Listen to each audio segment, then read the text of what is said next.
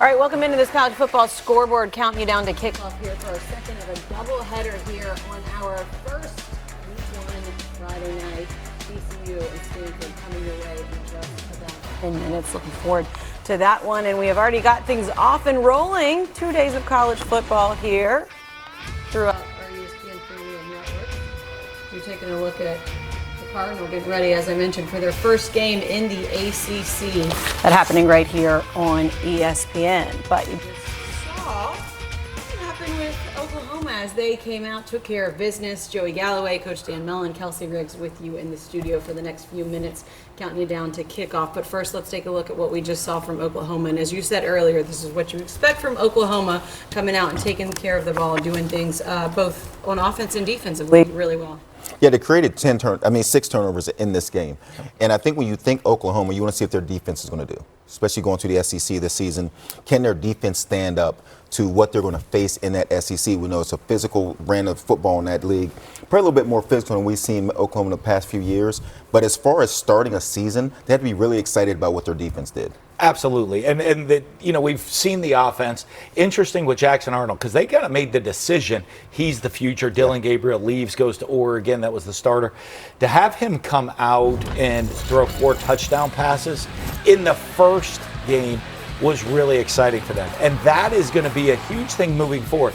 His arm and his ability to throw the ball, because we know he's a big athlete. I think he ran the ball 11 carries too much for him in a game, especially a game against Temple. That's almost running him too much.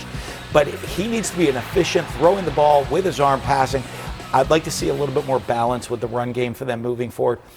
But that defense is why they went out and brought Brett Venables in to be the coach. So how do you feel about this defense moving forward? Now, this is Temple. Yeah. And Temple's not great. Yeah.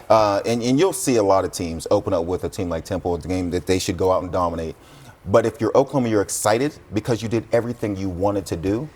But is this defense built for moving forward? Because they have Houston and Tulane, which games they should win. But then they have Tennessee. And that'll be the first time we actually get to see how good this defense really is. And they'll be tested, but you know what they're going to have, Joe, is confidence at that point. Going into that game, you say they played at an extremely high level tonight. Houston, Tulane, we say they're better than them. They get Tennessee at home, though. And they're going to be playing, if they continue like they did, creating turnovers, stopping the run, being physical, they're going to play with a swagger and a confidence about them as they get ready to get into that SEC schedule.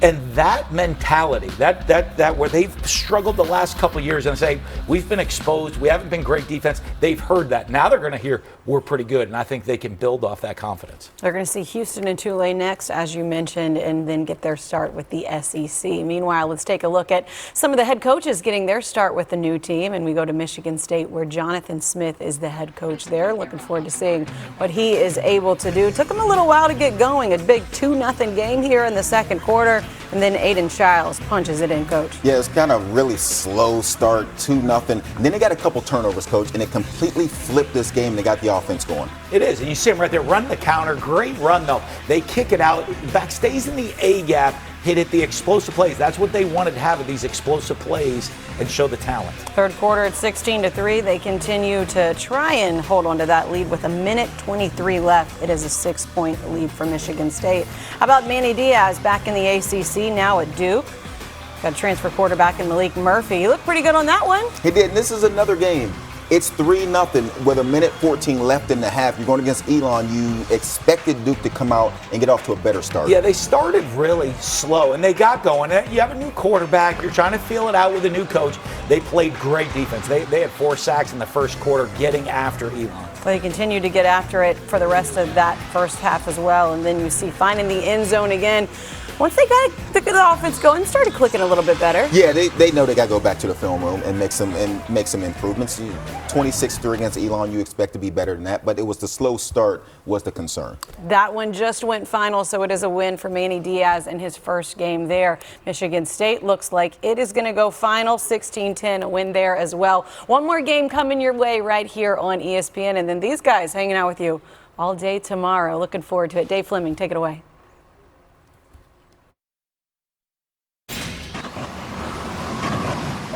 You're watching Modelo Kickoff Week. And welcome to ESPN College Football presented by Ram Trucks. This is Modelo kickoff week, and it's a beautiful Northern California night here as the season gets started for two teams. TCU out of the Big 12. They got a lot of folks here in Palo Alto taking on the brand new member of the ACC, the Stanford Cardinal, in the first game of 2024 for both sides. And the players, everybody excited and ready to go. Dave Fleming, Brock Osweiler, Stormy Bonatoni is with us as well. You and I, we love this sport. We love college football. We look forward to this night. Lots of changes to talk about from the offseason. Can't wait to get it started. Well, it's certainly my favorite time of year. It's time to get the boys of fall back out there on the football field. And you just said it. There's been a ton of changes in the game of college football over the course of the offseason. We have an expanded playoff. We have conference realignment. A lot of other things that we will share with you tonight. Year last year 5-7. Were great in one-score games 2 years ago. Last year didn't win a single one of them. They didn't even get a chance to play in a bowl game last season. Brock, how do they get it turned around this year? Well, there's a lot of optimism, and rightfully so. It starts with quarterback Josh Hoover and wide receiver Savion Williams. Josh Hoover took over as the starter midway through the season, and all he did was lead the Big 12 in passing yards per game. When you talk about Savion Williams, you want to talk about a game-changing wide receiver, 6'5", 225 pounds. This guy's got first-round potential written all over him. I think we got two of the best wide receivers in the country here. Williams on the TCU side, Alec Iamaner on the Stanford side. I think most people remember his game against Colorado last year. No question. It was one of the most memorable individual performances of the entire college football season. He's had a tremendous offseason. He's 100% healthy. It's going to be a lot of fun to watch him tonight. Stanford needs to improve from last year. So does TCU. Both teams trying to get off to a great start. We got kickoff coming up next. You're watching the ACC on ESPN, and I know that sounds strange to a lot of Stanford folks out there, but the first game officially for Stanford as a part of the ACC tonight, hosting TCU. Stanford preseason picked to finish last in their brand new conference. For more on that, let's welcome in the third member of our broadcast team, Stormy Bonatoni. Yeah, Dave, there was a common theme as I was talking to a handful of Stanford players this week. They feel counted out. They know that they were predicted last in the ACC poll. They know that they're an underdog in this game today at home to kick off the season. And they said it's fuel, it's motivation. They want to show people they're not the same team from a year ago. In fact, linebacker Tristan Sinclair told me he thinks this could be one of the most improved teams in the entire country this year. He said nobody has seen the work they put in, the preparation, and particularly the development of so many players who were just getting their feet wet last year. Remember, this team was bottom 5 in returning production a season ago. They are top 5 entering today. That's a good point, Stormy. Thank you. Stanford won the toss, and Troy Taylor, beginning his second year as the Cardinal head coach, has elected to receive. So trying to set the tone as the season gets started. And Sonny Dyke spent a lot of time, Brock, with us this week talking about getting back to what made them special 2 years ago, trying to get rid of the memories of last year. Yeah, and he certainly feels like this ball club is there. He thinks the chemistry's right, the culture's right, and the leadership is present in his locker room. Bryce Farrell deep to receive, and the kickoff is going to be into the end zone and returnable. So Farrell's going to bring it out, and that was not a great decision because he got hit hard just outside the 10-yard line. Stanford's not going to have great field position, and Farrell got hit so hard that he was slow to get up. He's hurting a little bit. So good to see him actually pop up and run off the field. All right, so Stanford's offense coming on the field. Let's take a look at our impact players, brought to you by the Home Depot. Well, for Stanford, it's the two wide receivers, Alec Iamaner, Tiger Bachmar. This duo might be the best young duo in the country, both sophomores. And then the linebackers, Johnny Hodges and Nnamdi Obiizor for the TCU Horned Frogs. Those guys can do it all for the defense. They are the heartbeat of that unit. Ashton Daniels is the starting quarterback. Got a lot of experience last year. He's got a true freshman running back alongside, and Daniels is going to throw deep on the first play to Iamaner, and it's incomplete. Knocked away out of bounds. Good coverage by DeTravis Broughton, who comes to TCU from Utah, so he has experience playing against Stanford. Going deep on the first play of the year. Yeah, and rightfully so. If I had Alec Iamaner at my disposal at quarterback, I'm going to take an early shot as well. But the interesting thing that we saw with TCU Here we go with Ashton Daniels. 2,200 yards last year, 11 touchdowns, 8 interceptions. Very productive for the Cardinal. Handoff. Here is the true freshman, and Micah Ford with a really nice gain. Penalty flag comes in, though. In fact, 2 of them. So this one could be coming back. We'll see. Micah Ford, true freshman, getting the start at running back for the Cardinal. I think that's going to be holding on tight end Sam Roush. The outside 86. Would have been an 18-yard run. Holding offense, number 86. Half the distance to the goal, penalty, second down. Sam Roush, the tough player. He can do it all. He's kind of that classic Stanford all-around tight end. You're going to see him on the right side of your screen. He gets his hands outside the frame on Obiazor. When Obiazor goes to make a play, you got to let go. Sam Roush making a big penalty early on in the drive. So for Stanford, now inside their own 10 at about the 7-yard line for second down and long. Daniels will hand off again. Ford this time, just not much room left side. So a gain of maybe a yard or so to set up third and long. It's Abe Kamara and Johnny Hodges getting in there on the tackle. Good to see Johnny Hodges, 57, back out there on the field for the Horned Frogs. Somebody that really played a pivotal piece in the national championship run 2 seasons ago. Kind of caught the injury bug last year. But I tell you what, he's an old school throwback style linebacker. Tough nose, and you can see how well he can play the run. Both teams looking to make big defensive improvements. TCU's got a brand new defensive coordinator this season. 3rd and 13. Daniels, plenty of time in the pocket, and he's going to throw over the top into double coverage, and a penalty flag is thrown. Well, that was just unnecessary. That pass was not going to be completed, and yet intended for Jackson Harris. That's going to be a Stanford first down. Certainly is. Good chance that gets a targeting Pass call on Richard Toney. Defense, number 23. 15-yard penalty, automatic first down. So as of now, no targeting. Yeah, no targeting, but that's definitely a defenseless player running down the sideline for the Cardinal. Richard Toney hitting in the head and neck area. It's pretty close. Looks like he catches his shoulder. Certainly pass interference. And just a play, like you said, it was unnecessary. You didn't have to make that play. You're about to get off the field. You're going to give your offense a short field. That's just an undisciplined, uncharacteristic play. Sonny Dykes does not want to see that out of his ball club. I mean, 3rd and 13 from the 8-yard line, and the penalty gives Stanford their first down of the year. Play fake, quick hitter, right side, good blocking on the outside. The pass completed to Ishmael Cece, who's a young player that Stanford thinks has a chance to make an impact 9-yard gain. Yeah, Cece, one of those players that had a tremendous camp for the Cardinal. Quick snap, Daniels scrambling. Daniels is going to run for it. He'll get the first down and much more. And then he took a hit way out of bounds. We're going to get 2 more penalty flags.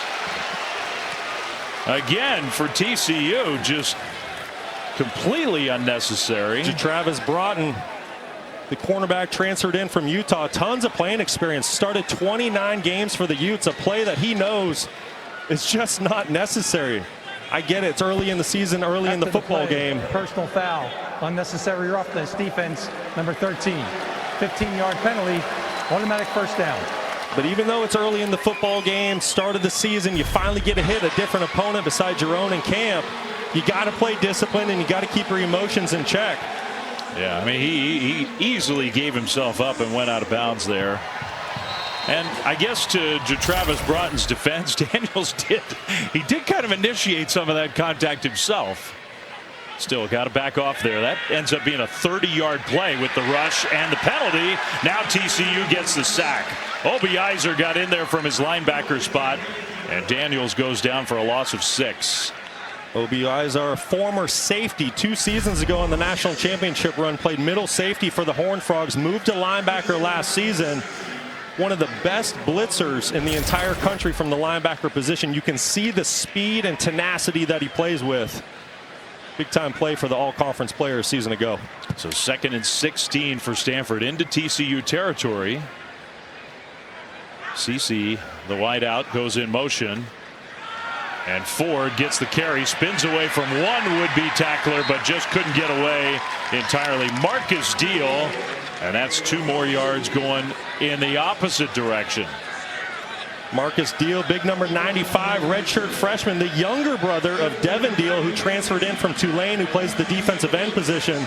Marcus Deal is somebody that the coaching staff said to us this week, he has a chance to be a very, very special player. Made a good play there. So it's 3rd and 18 for Ashton Daniels and the Stanford offense. Cedric Irvin now in at tailback.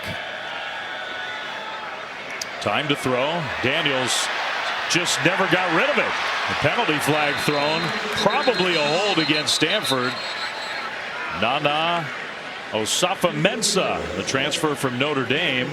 I don't know. Daniels is pointing towards TCU. Personal foul, face mask. Oh my goodness. TCU, that's 3. Automatic first down. That play, another one that was just over.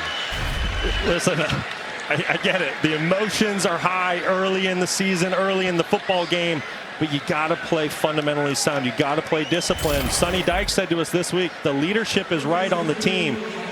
We're not seeing that early on in this football game. Well, they had the 3rd and 13. The penalty gave them a first down. This one was 3rd and 18. And the face mask on Marcel Brooks gives the first down to Stanford. Andy Avalos, the new defensive coordinator. That's a lot of penalties in the first drive of the season. And that one was pretty obvious. Now, I think we got a timeout.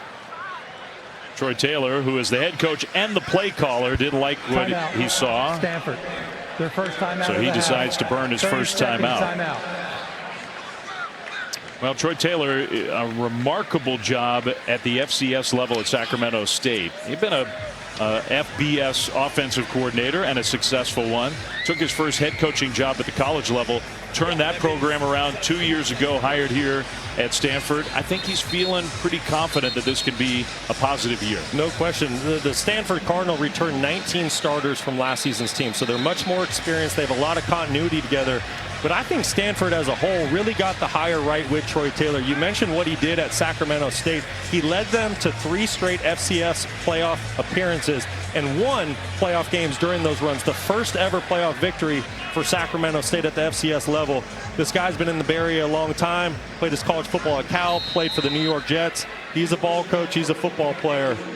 Can't wait to see what he does in year 2. So out of the timeout, 1st and 10. Ford back in at tailback, and he'll get the ball. They'll pitch it back, and TCU was totally ready for that. There's Devin Deal, his first big play in the Horned Frog uniform. Well, we just mentioned Devin's brother Marcus making a big play a few plays ago. Now is Devin Deal's time. The transfer from Tulane. He was an American Conference Player of the Year last year. Does a tremendous job off the edge. Not fooled for a second with the eye candy. He wasn't fooled with the misdirection. Made a big play for the Horned Frogs on first down. So another negative play. That one lost 9 yards. Yeah, Devin Deal, big part of that Tulane program. Stanford, it's amazing this drive. Their offense, that's Irvin with nowhere to go. Stanford has 9 total yards, and yet here they are inside the TCU 40 because of all the penalties. Well, outside of the 15-yard penalties, there's a lot of things that aren't looking great for Stanford right now. Up front, there's been a lot of free runners between the linebacker position for TCU, and right there, Caleb Fox, number 90, from the defensive tackle position, came scot-free. If TCU doesn't bail out Stanford, they're not moving the football right now. You think there's a section on Troy Taylor's play sheet? How do we get a penalty called against the defense again on 3rd and 19? TCU almost jumped there. They're bringing pressure. Daniels gets away momentarily. Now he's going to scramble. Ashton Daniels cuts it toward the middle, and the ball comes out at the end of the play. Stanford has it. He had the first down yardage anyway with the long scramble. And Stanford will keep possession. I think that's Cece who fell on the fumble. What an incredible play by Ashton Daniels. Nothing open downfield. Credit TCU in man coverage, covering down on all the wide receivers. Ashton Daniels showing his athleticism, getting outside the pocket, and then give some credit to his wide receiver, Ishmael Cece, for hustling down the field and being there to recover the fumble. 3rd and 13, 3rd and 18, now 3rd and 19. I've never seen a thing like it. On their first drive of the year. And it's 1st and goal for Stanford with an empty backfield. Daniels, a designed quarterback run straight ahead. And well defended, just a couple of yards there. It'll be 2nd and goal. Yeah, going back through the memory bank, I can never think of a team, even in over the course of 4 quarters of a game, converting that many 3rd and longs. Goofy start to the 24 season for TCU and Stanford. 11 plays, 82 yards, all the penalties, the one big scramble. And it's 2nd and goal. Irvin with Daniels, almost like an option style play, but really the only option was for Daniels to keep it. He leaned inside the 5 down to the 4.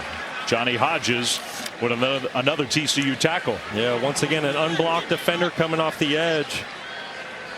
Johnny Hodges making the tackle for TCU.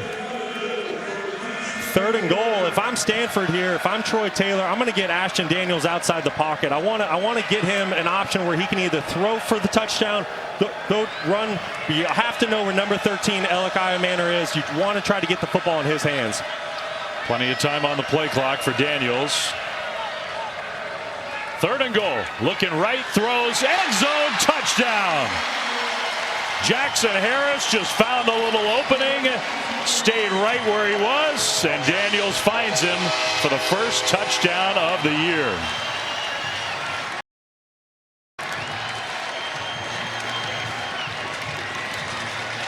And how about Jackson Harris, the redshirt freshman? That's his first career touchdown. Yeah, keep an eye out here on the outside. At the snap of the ball, you're going to see the outside linebacker widen and create the opening right there. Johnny Hodges, linebacker 57, was just frozen reading Ashton Daniels' eyes. Great job by Ashton Daniels to find the voided zone and find Jackson Harris for the touchdown. Both these teams have brand new kickers. Emmett Kenny is the place kicker now for Stanford after Josh Carty got drafted into the NFL. So the first point after try of the year after an 13-play, 89-yard drive that took more than 7 minutes. Kind of a high snap, but the kick is up and good. Well, and if you're Stanford and you're trying to have a bounce back year and make some big time strides, that's a pretty good way to get it started. A long drive, penalties helped, and then the touchdown pass from Daniels to Harris. Stanford leads 7-0.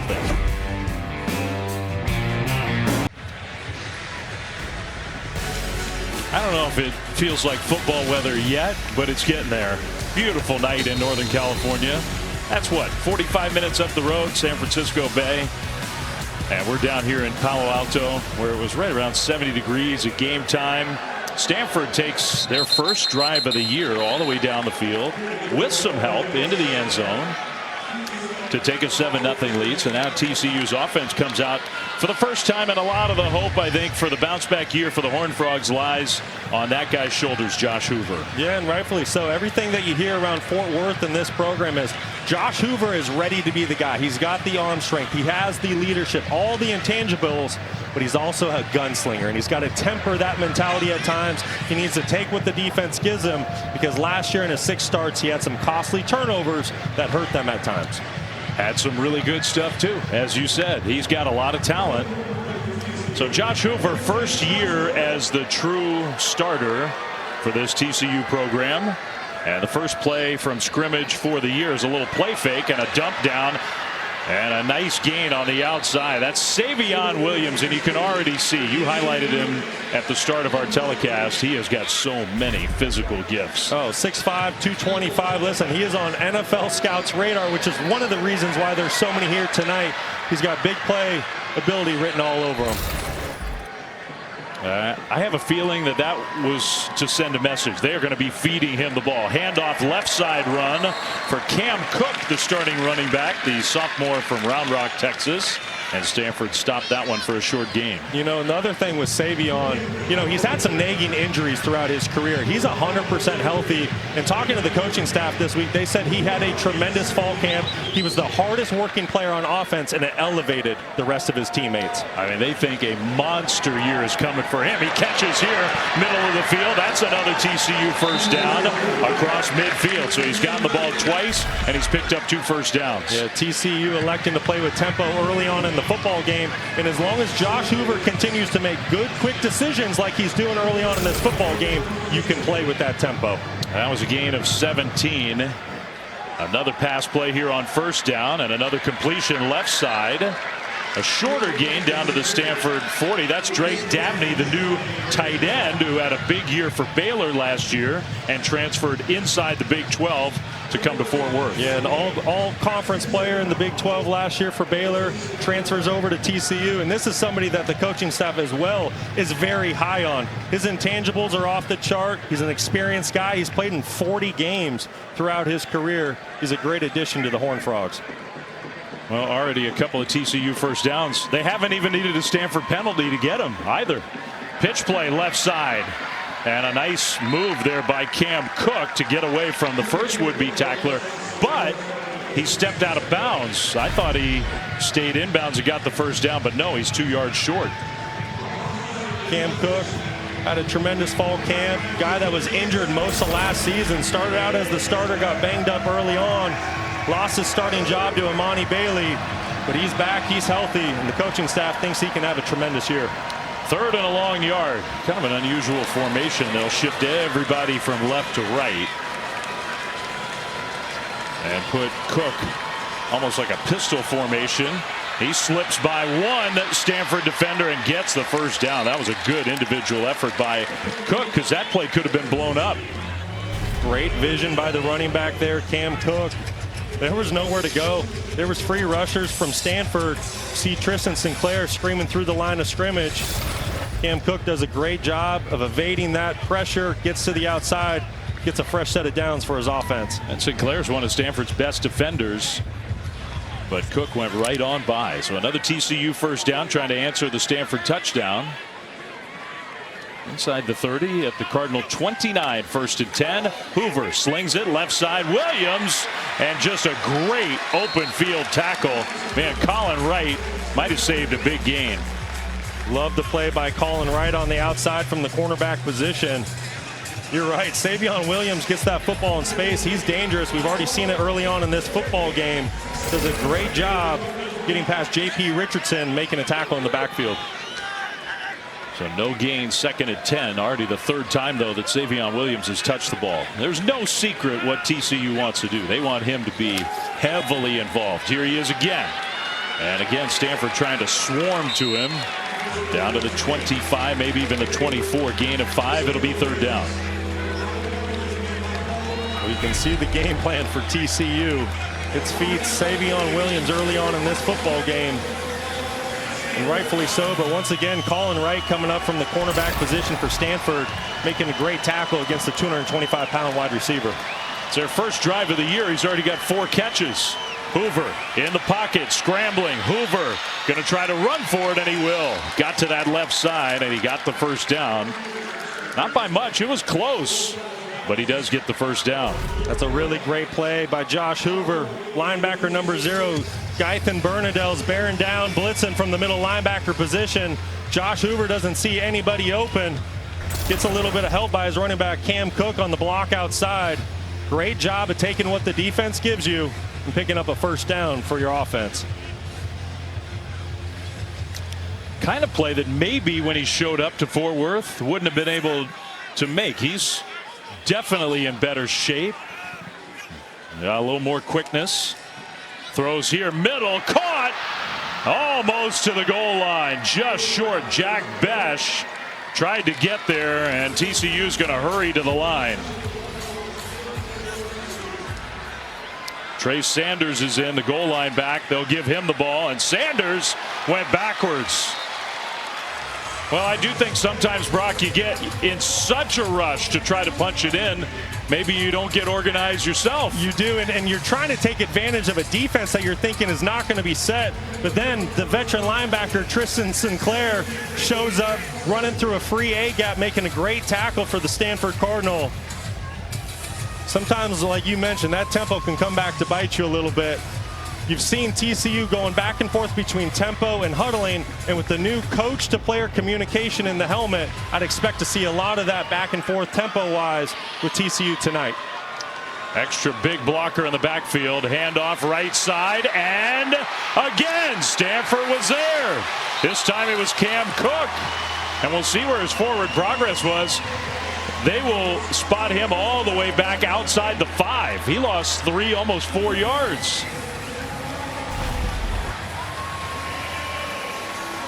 It was a great play by number 11, Tevarua Tafiti, setting the edge and then allowing the rest of his defense to rally to the tackle. The Stanford defense is playing inspired football right now, flying around with their hair on fire. Kendall Briles, the offensive coordinator. TCU had 1st and goal at the 1. Now it's 3rd and goal at the 5. Spread it out a little more with Cook in the backfield, and Hoover's going to throw toward Williams, and he caught it. Touchdown. I think Stanford wanted the push off. You see Sinclair arguing there, but no penalty flag, and Savion Williams with a monster first drive of the year. Well, when you have the 6'5", 225-pound receiver that is hungry for the football, you throw it up to him down in the red zone, and this is what you get. I think it was a really good no call by the officials here. Both guys are hand fighting a little bit. Yes, you're going to see Williams late in the play kind of extend the arm. It's a 50-50 call, but I do like to see when officials allow the receivers and DBs to play. 13 plays for TCU. There are not many games, especially first game of the season, where both teams get the ball and on their very first drive, 13 plays and then into the end zone. I'll tell you what, that was a great job by TCU mixing up tempo to answer back with the touchdown. 7-7 in Palo Alto.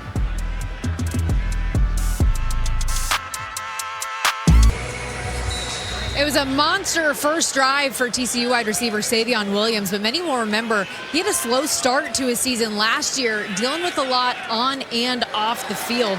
A new offensive coordinator, a hamstring injury, and he became a first-time father to his baby girl Legacy Lee, who was born prematurely with a heart defect. Savion told me she had to be kept in the NICU 17 weeks, had multiple surgeries, including one in a valve in her heart the first day of fall camp last year. He told me at times when he was on the field, his mind was not, but he saw that picture. Legacy Lee is doing great now. She's happy and healthy, and her dad feels a big weight off his shoulders. And I think the entire Big 12 should be on notice after that first drive. Looks like it is going to be a huge year for Savion Williams based on the way TCU ran that first drive. Let's see that picture. I think we should. She's doing great. There's Legacy Lee. Now that's a great smile. She's happy, Dad's happy, and Dad is ready for a huge year. I'd say so. Meanwhile, Stanford with a 6-yard completion and then a short 1-yard run. So it's 3rd and 3. Second possession for the Cardinal. And Daniels is going to keep it. And I don't know. He got tripped up, and they're going to spot him a little bit short. You have to get to the 35 fully. It was a touchback on the kickoff, so he's an inch or maybe 6 inches short.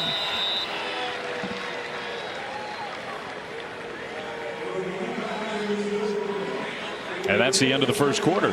So Stanford has a little break to think about what they want to do. Will they go for it on 4th down? We'll find out after this.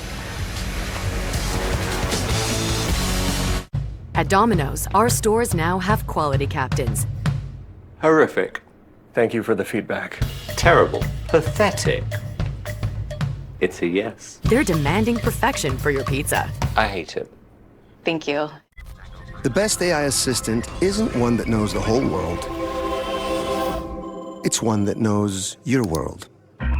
A custom assistant built on Watson X with IBM's Granite models can leverage your trusted data, be easily trained on your workflows, and integrate with your apps. They can be tuned to do just what you need, Because the more AI knows about your world, the more it can help you do. IBM. Let's create. Inez, let me ask you. You're using Head & Shoulders, right? Only when I see flakes. Then I switch back to my regular shampoo. You should use it every wash. Otherwise, the flakes will come back. He's right, you know. Is that Tiny Troy? The ingredients in Head & Shoulders keep the microbes that cause flakes that big. Microbes, really? They're always on your scalp. But good news, there's no itchiness, dryness, or flakes down here. I love Tiny Troy and his tiny, gorgeous hair. Make every wash count. And for stubborn dandruff, try Head & Shoulders Clinical Strength. With Fairlife Ultra Filtered Milk, you'll want to savor every moment. With 50% more protein, 50% less sugar, and of course, it's delicious. Fairlife. Restoration is more than walls. It's more than paint. It's more than cleaning. That's the thing we'll never forget. For Belfour, it's your memories. It's your life's passion. It's your home. Belfour, restoring more than property. I wish we could watch the college football games we actually care about. You can. On ESPN with Sling, they have the college football that you love. You can even choose and customize your channel lineup with Sling. And you can watch it on your phone. That sounds so easy. Now how do we get out of here? Follow me. I love this. Yeah, that place was way too crowded. Prepay and save with Season Pass and get the college football you care about. Sling lets you do that. Icy hot. Ice works fast. Heat makes it last. Feel the power of contrast therapy. So you can rise from pain. Icy hot. Gatorade, the world's most superior sports drink. Designed to rehydrate, replenish, and refuel. It fuels the best. Because it is the best. Gatorade. Is it in you? Whoa, Nelly. iPhone 15 with tons of storage. I really want one. Yo, you've won 14 times on the LPGA Tour. Since when is one enough for you? That is true. Get your head out of the sand trap, switch to T-Mobile, and get 4 iPhone 15s on them. And 4 lines for just $25 a line. And you can save on every plan versus the other big guys. Swing big at T-Mobile. Get 4 iPhone 15s on us and 4 lines for $25 a line. 4! The FedEx Cup playoffs start here.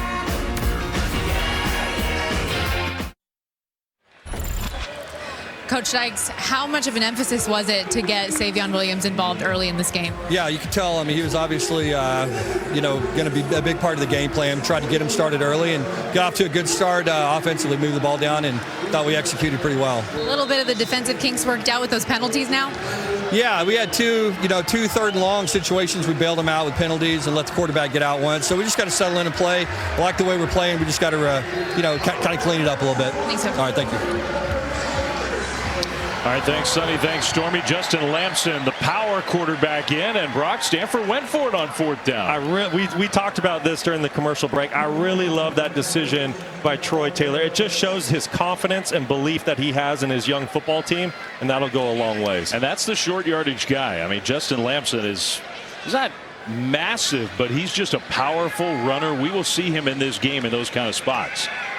Daniels pressured, and Daniels is going down. Ashton Daniels, he's been holding on to the ball here in this first half, and the sack for Cooper McDonald. Well, that was a sack party for the Horned Frogs. There was a bunch of white jerseys there in the backfield. Cooper McDonald will get credited with the sack, but there was a bunch of white jerseys running free there. TCU electing to bring pressure there on 1st down. That's one thing defensive coordinator Andy Avalos is known for, a very aggressive, pressuring style defense. Second sack for the Horned Frogs, a loss of 7. So 2nd and 17, just a couple plays in to the second quarter. Daniels being pressured again, and he's going to heave it down the field, and it's caught. How about that catch by Jackson Harris coming across the middle? Now it's not a 1st down, but they get 11 yards back. I love the competitive spirit by quarterback Ashton Daniels. Once again, TCU brings pressure. Ashton Daniels finds a play downfield. And they get into a quick snap situation on 3rd down, and Daniels throws it away. I don't know about that one. McDonald with more pressure there, so now it's 4th down, and Stanford will have to punt. They were in a big hurry. Yeah, it seemed like there was a little bit of confusion between the Stanford offense there. You see a couple offensive linemen pointing fingers. Ashton Daniels didn't seem too happy about it. That's one of those deals. If you're going to play with tempo, and especially on 3rd down, you better be sure you're on the same page, because that 3rd down, that's the money down. It's a critical situation for your football team. So good job by TCU to get the stop there. Aiden Flintoft is the punter for Stanford, and J.P. Richardson back to receive. And now a flag thrown. I think Stanford moved. Special teams penalty. Ball start, offense, number 31. 5-yard penalty, 4th down. So 5 yards backwards. That's young Aaron Morris. A lot of young players are going to play for the first time tonight for Stanford. Morris is a sophomore. They do have a full roster for the first time in years. I mean, Stanford's been way short of their scholarship numbers for several years in a row now. Flintoft, good punt, sends Richardson all the way back, but he makes a man miss. A penalty flag thrown. Return outside the 25, close to the 30. So a 50-yard punt and a pretty good return, but we'll see who the flag's on.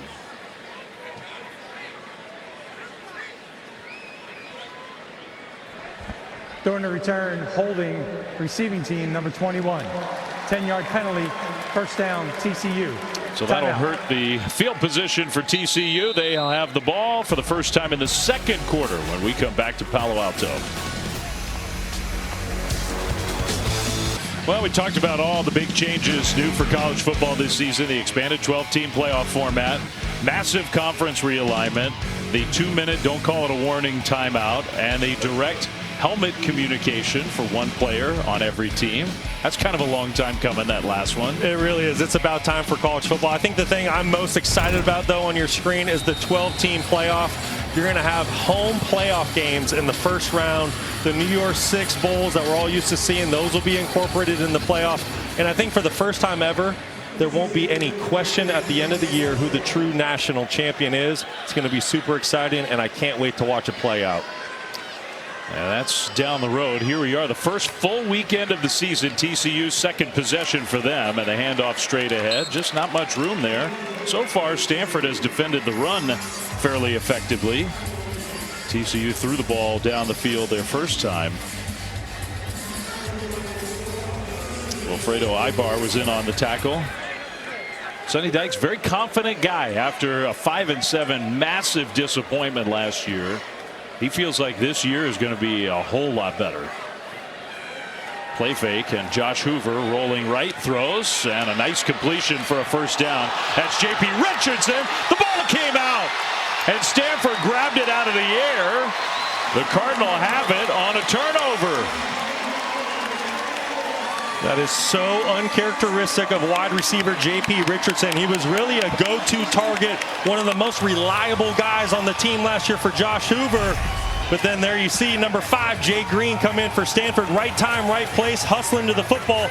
Coaches always say if you hustle to the play, whether you're on the backside or not, good things are going to happen. Jay Green, the transfer for Washington, comes up with the football. What a huge play for Stanford here in the 2nd quarter. So it might have been David Bailey who hustled down the field to get the hit on and force the fumble. And then Jay Green was there, right place, right time. First turnover of the season for TCU.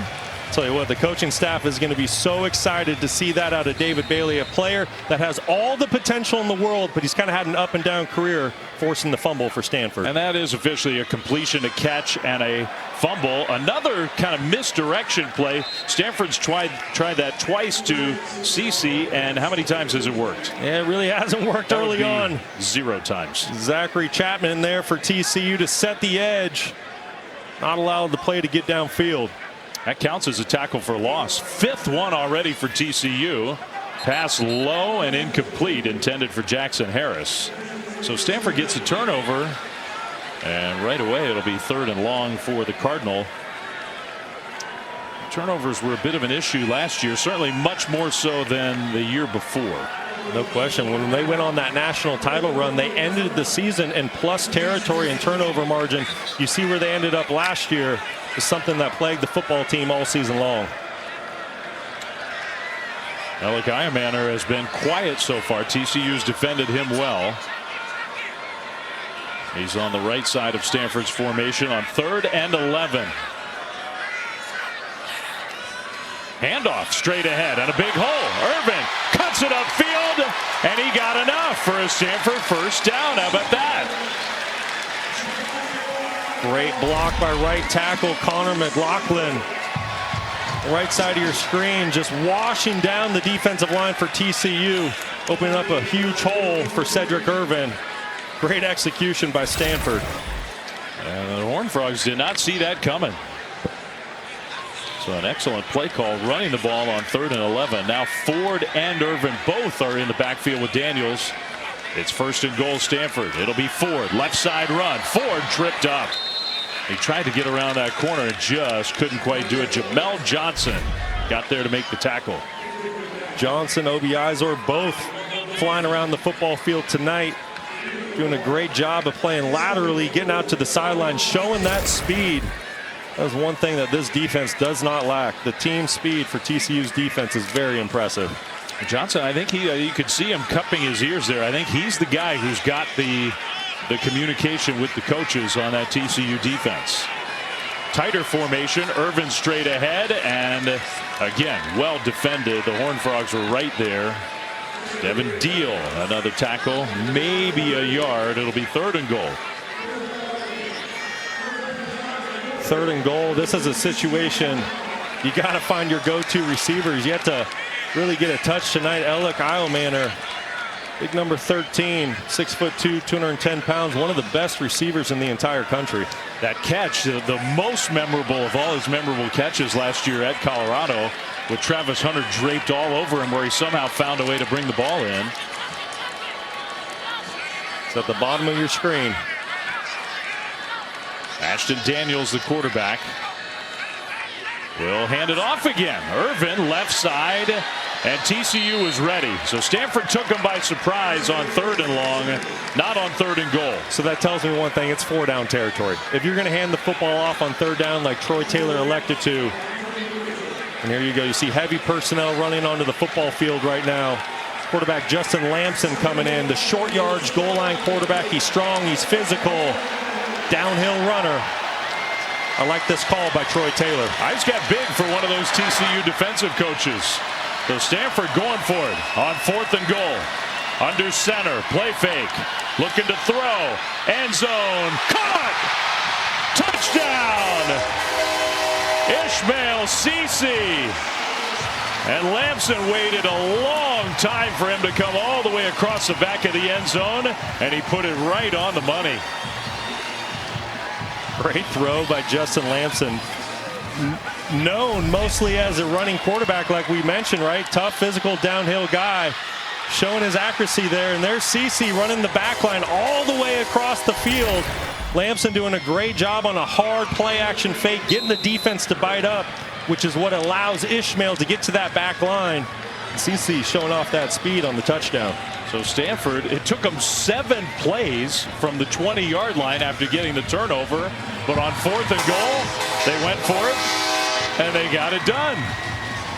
So the turnover leads to points for the Cardinal. Well, situational football, sudden change. Stanford taking advantage of the fumble by TCU. Jay Green there for the gift. Ishmael Cece with the touchdown for 7.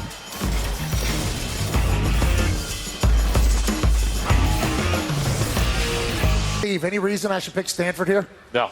All right. I'll take TCU. I'll take TCU. Hey, look, that was last week in Dublin, that great scene for College Game Day. Everybody on the panel picked TCU looking ahead to this Friday night game. We're not calling out our pal Stanford Steve. He's the biggest booster of this Stanford program there is, but TCU, big-time favorite coming into this one. Now, look, Brock, there's a long way to go here tonight, but the Cardinal showing some real fight, up 14-7. No question. What's the game day crew know? But I'll say I'll say this. You know, listen, TCU a season ago, turnovers really plagued them, especially at critical moments. Just a series ago, you're backed up in your own end zone. You have another turnover. But credit Stanford. They do what great teams do. When you get those sudden change moments, you take advantage of them. They're able to find a way to get into the end zone. You got Everhart back at the goal line and now creeping up. He's going to return this one. Coming middle, and he gets hit short of the 15-yard line. That's where TCU has the ball. Our Labor Day weekend.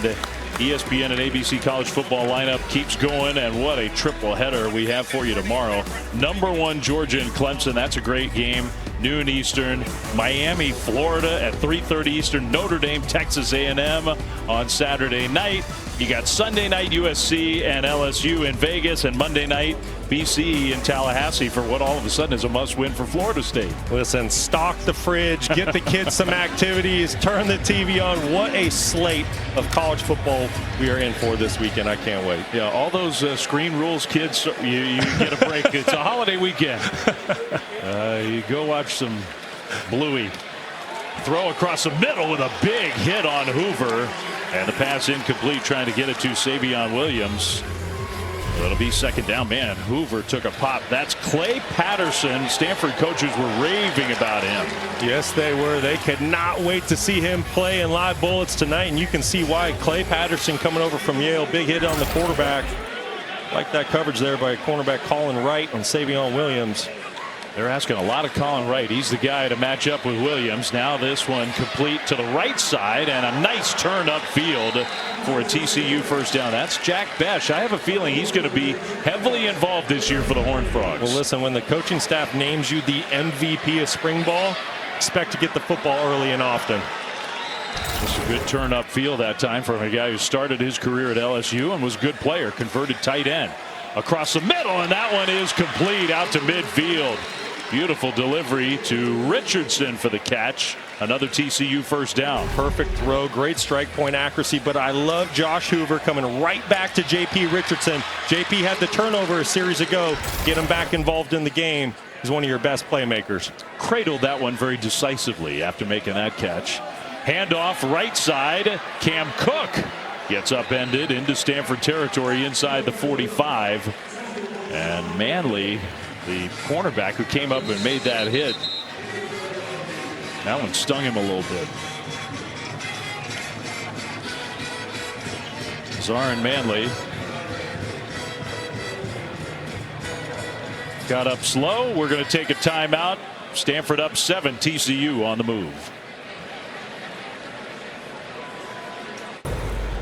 Now this season, Allstate will celebrate every field goal and extra point made by participating universities by making a donation to the university's General Scholarship Fund. Thank you, Allstate.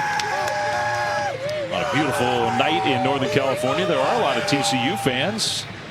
They're at least partially dressed here at Stanford Stadium, and they're watching Josh Hoover put on a show in this first half. I tell you what, he's being decisive with the football. He's making great decisions, getting the football out of his hand quickly, getting it to his go-to guys. I love how he's playing early on in this football game. All that hype that he got in the offseason, deservedly so early on in this ball game. Yeah, it's easy to see why Sonny Dykes feels like he's got his guy. Keep an eye out for a big shot play down the field here. Second and short, you've crossed midfield. This has shot territory written all over it if you can find your matchup. Savion Williams is at the bottom of your screen, matchup one-on-one. Colin Wright, that assignment. Instead, they'll hand it off. Cook changes direction, spins for a TCU first down. Well, I'm 0 for 1 on the season. I want you to keep going for it. Don't let that hold you back. Because when you're right, nobody remembers all the times. I know what I would have done with Savion one-on-one outside in man coverage. Looks like he's there again. Hoover's going right side and incomplete. Incomplete, intended for Besh. Well, I think it's pretty obvious, as much as they want to get Savion Williams the ball, Jack Besh is priority too. Yeah, and rightfully so. Listen, Savion Williams, JP Richardson, they're going to draw a lot of attention, which is going to open up a lot of one-on-one matchups for Besh, which is what he had there on cornerback Amari Porter. Great job with the coverage down the field. But that's the great thing. When you're the number 2 or 3 or 4 receiver on a team and you have a star like Savion Williams, all he's going to do is help you get open. 2nd and 10. Kendall Briles taking a long time to get this call in. Play clock all the way down to 2 before Hoover gets it snapped. Throw is, I thought that hit the ground, but they say complete. So that's a catch and a good effort by Major Everhart. You know, you mentioned the play clock running down last play. I really like what Kendall Briles, the offensive coordinator, has done early on in this ball game. He's switching up the tempo on Stanford, going fast, huddling. Stanford doesn't know what's coming next. Weird that Williams is on the sideline. 3rd down, and the throw across the middle, a catch, but an immediate hit by Tristan Sinclair, and TCU is several yards short, maybe 4 yards short. And now Williams is coming back on the field. I think the Horned Frogs are going to go for it. I like this call. TCU has a true freshman kicker, very heralded high school career coming out of Texas, but he's not proven at this level. So I like the decision here with the long field goal situation to go for it on 4th down by Sonny Dykes. It would be like a 48, 49 yarder. Instead going for it on 4th and 4. Hoover back to pass. Screen play. Cook with the catch, and he will dive forward and get the 1st down. That's pretty close. I called it early. I thought they spotted him ahead, but no, he did not get it. Stanford's defense comes up with the stop. Yeah, and what an effort by Stanford. Just a catch and carry play by TCU. That was going to Cam Cook the whole way. Stanford doing a great job of getting off the blocks. Yeah, he was short. It's Mitch Lieber coming in, number 32, with the diving effort. And they may stop and take a look.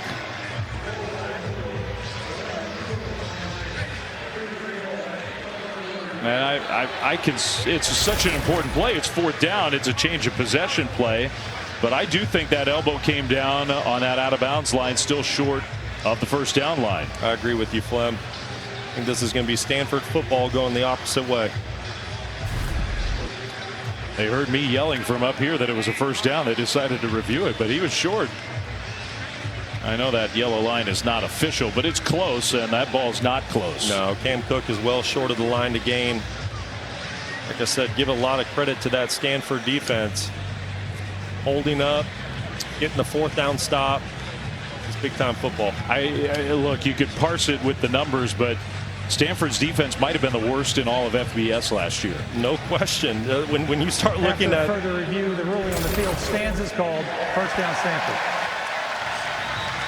What a stop.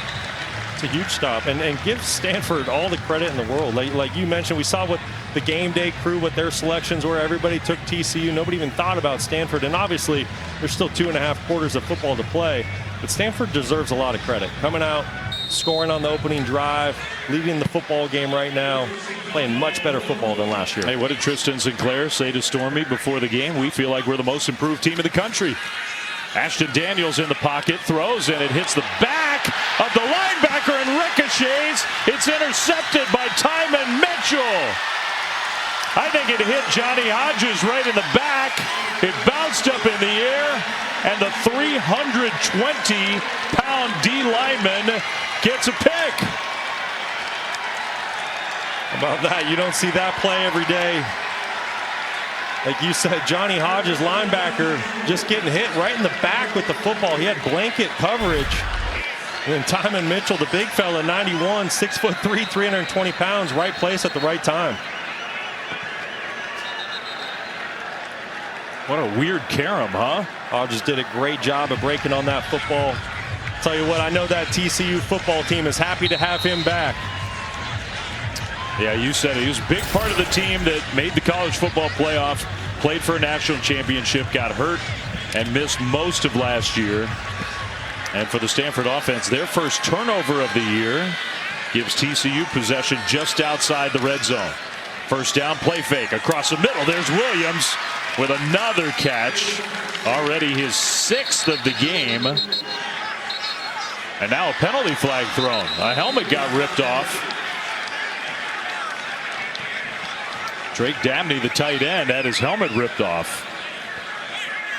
I think he was having a little conversation down there with 23, David Bailey. Forced the fumble early on in the football game for Stanford. See Bailey coming to the sideline.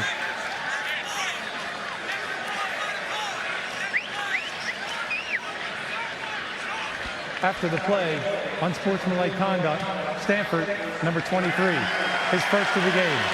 After this incidental goal penalty, first down. You get a Number second 9, one. TCU does not have to leave the game since the foul was why his helmet came off. That's a good explanation there. Ordinarily, your helmet comes off, you got to leave for a play, not if an opposing player rips it off. So Bailey, a big penalty, and it's first and goal, TCU at the 5. That's the inconsistency we've seen out of David Bailey in his career at Stanford. A couple series ago, forces a big-time play, forces a fumble, but then he comes back with the undisciplined play, loses his cool, hurts his football team. A very talented young man, but that's a mistake.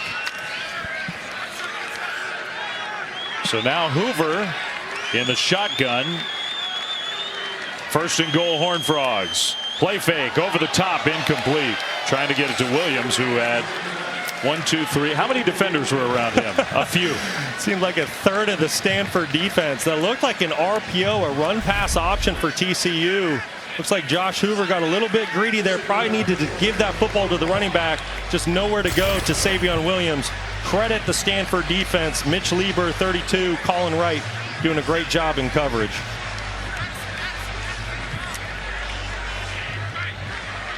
Second and goal. Under 5 minutes to go, second quarter. Stanford leading by a touchdown. Another play fake, another throw to Williams, and a good tackle by Colin Wright. Just a very short gain.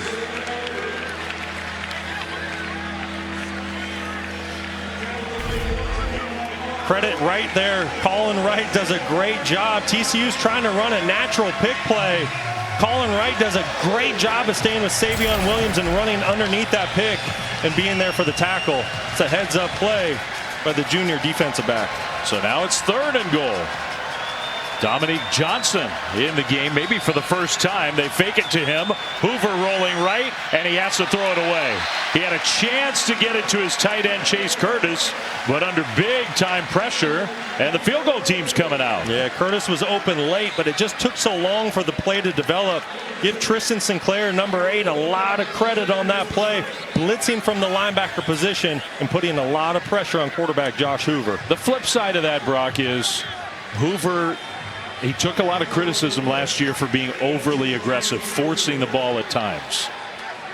No question, and a lot of those plays happened down in the red zone. There was 9 red zone turnovers. The fact that nothing was there when the pressure came and he threw it away when he knew he had 3 points in his back pocket, that shows growth and maturity. First career field goal try for Kyle Lemmerman, and he kind of hooked it through the left side, just got it through there.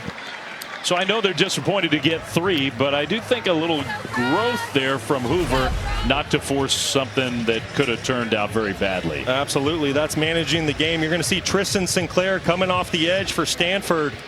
Does a great job from the linebacker position. Listen, he is the heartbeat of this defense, making plays nonstop all over the field. If he doesn't create that pressure on Josh Hoover, I think Josh would be able to make the throw to tight end Chase Curtis for the touchdown. So the Horned Frogs drive the ball down the field, and not too far. They came up with the turnover, and instead of a touchdown, they get the field goal. You know what? Give the Stanford defense a ton of credit there. Sudden change, you're backed up in your own end zone, and you hold TCU, a high-powered offense, to 3 points. That feels like a big-time win. And they took over at the 22-yard line and only gave up the 3. So now Stanford will get the ball back.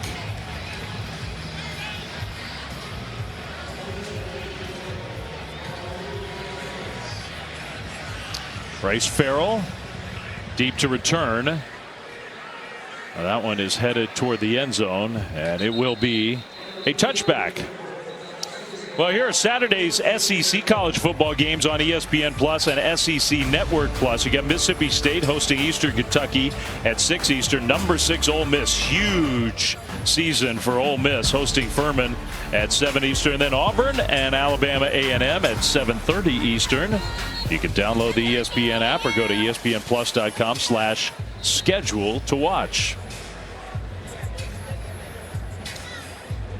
Ashton Daniels back out on the field after throwing an interception.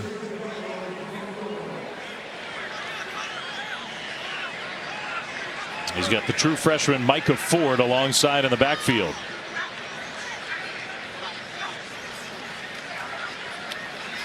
Daniels backpedaling and throws and found his man.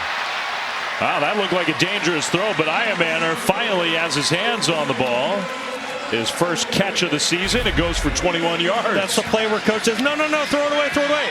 Oh, hey, great play, Ashton. Incredible play by the quarterback. Off your back foot, pressure in your face. How about Ford? And a nice, powerful run for the true freshman. That's a Stanford first down. It's like the perfect example of what you're talking about. No question. This throw by Daniels is just something you can't coach. He's shown his athleticism, how much talent he has. The thing I love most about the play, he's under extreme pressure, but he keeps his eyes down the field and remains a passer. So into TCU territory. Ford gets another carry. This time got stopped. Johnny Hodges has been everywhere in this first half. Think he's excited to be back on the field? I do believe he is. Boy, he has been playing with his hair on fire tonight, making play after play. And he's got such a cool story, too. He's the kid who started at Navy, and he was a lacrosse player. Lacrosse player, played a little bit of football, and when he was at Navy, they played SMU when Sonny Dykes was there. He played such a great game. When Sonny got the job at TCU, he said, hey, you need to come play some football for me. That was a good decision. Daniels, a quarterback draw out into the open. First down and down close to the 20-yard line. A design play. And Ashton Daniels with his legs has been a big factor in the first half. 20 more yards. Want to highlight the running back, Cedric Irvin, number 26. Great lead block there on the middle linebacker. And that's what sparks Ashton Daniels for the big play down the field. So the Cardinal on the move. Final 2.5 minutes of the first half. And they're at the TCU 20. And letting the clock wind a little bit here might be intentional. Remember, you have the 2-minute timeout, which is coming up shortly. Now a penalty. The false start.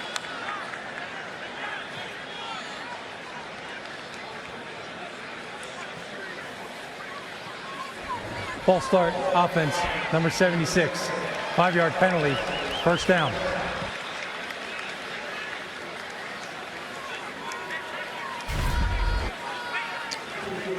I want to go back to the play before. Cedric Irvin at the running back position just does a great job leading up on linebacker Max Carroll. And that's what sparks Daniels on the explosive run.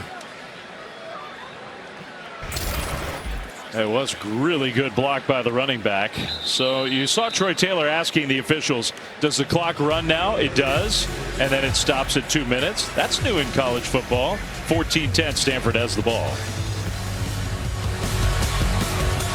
Welcome back to ESPN College Football, presented by Ram Trucks. This is Modelo kickoff week. It's kind of quiet Friday night on University Ave in Palo Alto. The students aren't back yet. The students aren't back for weeks here at Stanford. And everybody else is inside. Okay, maybe not everybody else, but a lot of people are inside Stanford Stadium.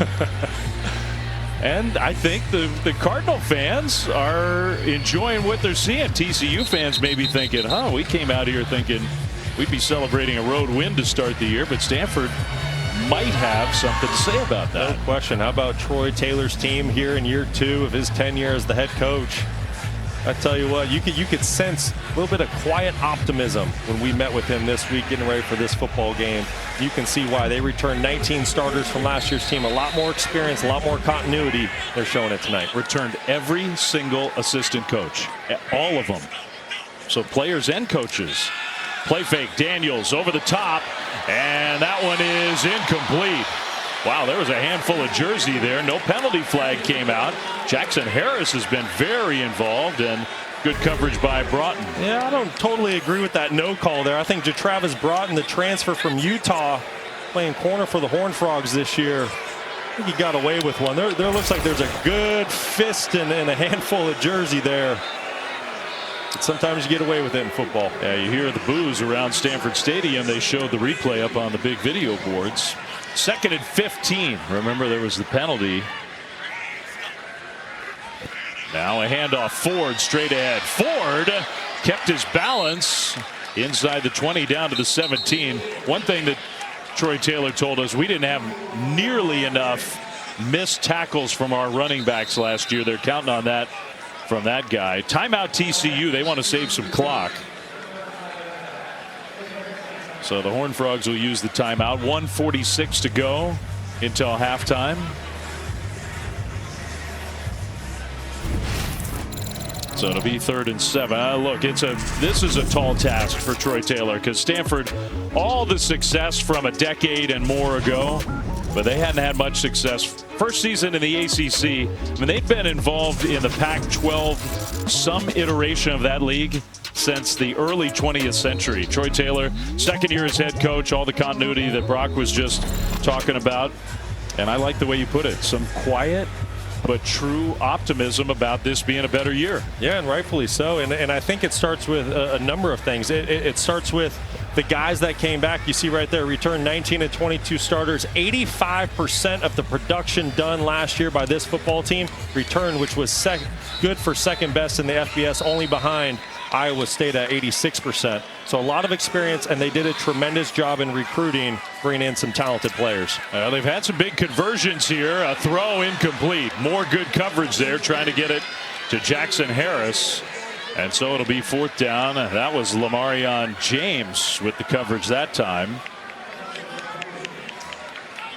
So Emmett Kenny, the place kicker, who's new as a starter, not new at Stanford. He had to sit around and wait for year after year while Josh Carty was an All-American. This will be a 35-yard field goal try from the left hash.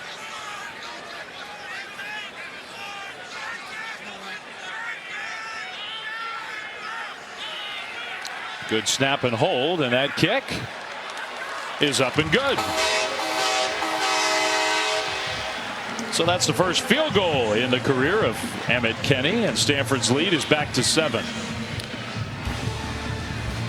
Coaches definitely get nervous about the specialists in week 1 for sure. How about week 1 ACC Network college football tomorrow? Syracuse hosting Ohio U, and in primetime that Georgia Tech team against Georgia State. What a win for the Yellow Jackets over in Dublin. Every game available on the ESPN app. You can watch anywhere.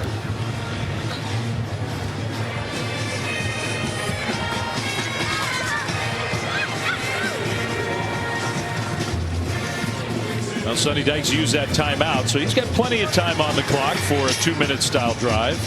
He's got more than enough time. 2 timeouts, and don't forget this: TCU gets the ball to start the 2nd half. So if they can find a way to go get some points here, get some points to open up the 3rd quarter, they're right back in this ball game. After the field goal, Stanford will kick it back to the Horned Frogs. And it's going to be a touchback. I would imagine that part of the 2-minute offense will be, hey, you know who we should get the ball to? How about number 3, Savion Williams? No question. He's exactly who I'd be looking for. Listen, 7 grabs already tonight, 51 yards and a touchdown. He's done it all, and really since the very first drive of the game, came out with 5 receptions in that first series, and you see him just going up, kind of Deboing the defender there. Going up with that big body, 6'5", 225 pounds. I tell you what, he is going to be someone to reckon with in the Big 12 this year. He's put the entire conference and country on notice. 7 catches. The rest of his team has 8 total. 9 targets out of 19 attempts from Josh Hoover. First play of the drive, and a quick completion in the open field, though. The tackle, DJ Rogers, with the catch, gain of 8. Good start to the drive. You always want to find a positive play on your first play in a 2-minute series. Clock continues to move. They'll hand it off. Right side run, and that one stuffed. Tristan Sinclair, no first down. Clock moves. Let's see if Sonny Dykes he's not calling timeout. They'll just get up and go for third down. I love how Tristan Sinclair plays football. There's no hesitation in his game. He diagnoses the play, beats the right tackle to the spot, makes the tackle in the backfield. 3rd and 2 across the middle, complete to Williams. First down TCU and more. Savion Williams, so tough to bring down out to midfield. He got 17. Tell you what, Savion Williams is a man on a mission. We showed his baby girl earlier on tonight. You get this sense he's healthy. He's playing for her. She's feeling good. Tell you what, he's out to prove some people wrong this year. Still 2 timeouts. Didn't use one there. The clock rolled the whole time. Going deep across the middle. And it's caught. What a catch by Jack Besh. Inside the 5 for 46 yards. What a throw and catch. You couldn't have handed that football to Jack Besh in a better location. Josh Hoover showing off his strike point accuracy. Incredible play by the duo. That was good coverage from Jay Green. Great coverage, but there's no coverage for the perfect pass. And the ball's loose. A muffed exchange, and Stanford comes up with it. Oh my goodness. The red zone turnover. Clay Patterson found the ball. The grad transfer from Yale comes up with the fumble. Cook and Hoover, and they just couldn't get the handoff executed. The same issues that plagued the Horned Frogs a season ago come back to bite them tonight. A turnover in the red zone 9 a season ago. Just complete confusion between Josh Hoover and running back Cam Cook. It seemed like Josh felt like Cam was supposed to take it. Cam felt like it was maybe a play action fake. Maybe it was some type of RPO. But I put that one on the quarterback. As the quarterback, you need to make sure that mesh is clean. And if it's not clean, then hey, keep the football yourself, eat it, and play to live another down. You just cannot have those critical turnovers in scoring position. I'm sure TCU's thinking, punch it in, get the touchdown, tie the game, get the ball coming out of the locker room. Instead, they go to the locker room still down 7. What a huge play. I tell you what, if you're Sonny Dykes at this point, you thought that these issues were fixed in the offseason, you're scratching your head. But flip side, if you're Troy Taylor going into halftime with a 17-10 lead here at home, you couldn't be happier with that first half performance. Yeah, those 2 turnovers were the big plays in a lot of ways in this first half. TCU will get the ball to start the second half. 17-10. Stanford has the lead. We'll be right back after this short break. Time Report is presented by Sky Rizzi. Welcome into our ESPN studios alongside Coach Dan Mullen, Joey Galloway, and Kelsey Riggs. Great to be with you and hope you've enjoyed the first half so far. We've got a couple games that are already in the books, including one of the top teams in the country, and that is the Oklahoma Sooners. Taking on Temple earlier tonight. We take you to the first quarter, 7-0 Oklahoma lead.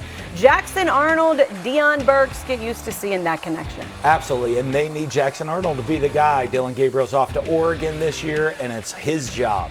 Then Deion Burks on the receiving end of this one again, an 8-yard touchdown. It's 27-0. Yeah, and Oklahoma were probably more excited about the way their defense played in this game. Created 6 turnovers. A little bit more this time, though, from Deion Burks and Jackson Arnold. 3 touchdowns for him. Only had 6 catches, 36 yards, but those 3 touchdowns. Pretty good stat line for him. 51-3 the final there. How about Michigan State? New coach Jonathan Smith getting his start.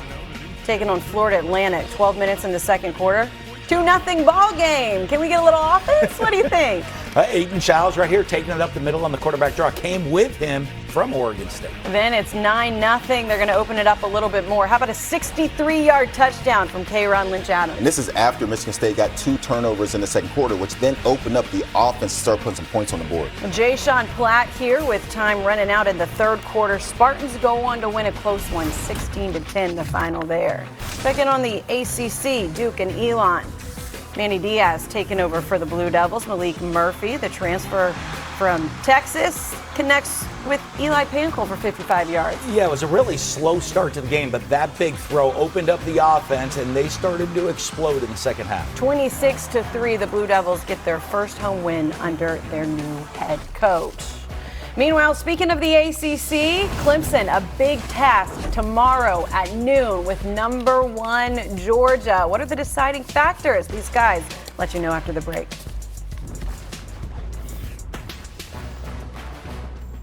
This halftime report is presented by Sky Rizzi. This is the ACC, where greatness isn't just a goal, it's our relentless pursuit. Well, there you go. Where elite coaches and preeminent players constantly strive to redefine what's possible. Here, greatness knows no limits. Here, achievements speak louder than words, and legacies are cemented. This is the ACC, accomplished greatness. College football has never been stronger. Every week will matter. You go take what belongs to you. Just the opportunity to play a team with that type of prestige is really going to elevate a lot of our game. Play fake, dump it over in the end zone, touchdown, Dope! You know, our defense is amazing, especially when we come out with the intensity to go out there and win. Everyone's going to give it their all that game. We want to be disruptive. We want to be aggressive. We want to take the ball away. We want to cause havoc. Who do you think is Georgia's biggest threat? Georgia. Right now, Georgia's the number 1 team in the nation until somebody knocks them off. First game of the year sets the tone for everything. We're planning to kick the season off in a great way.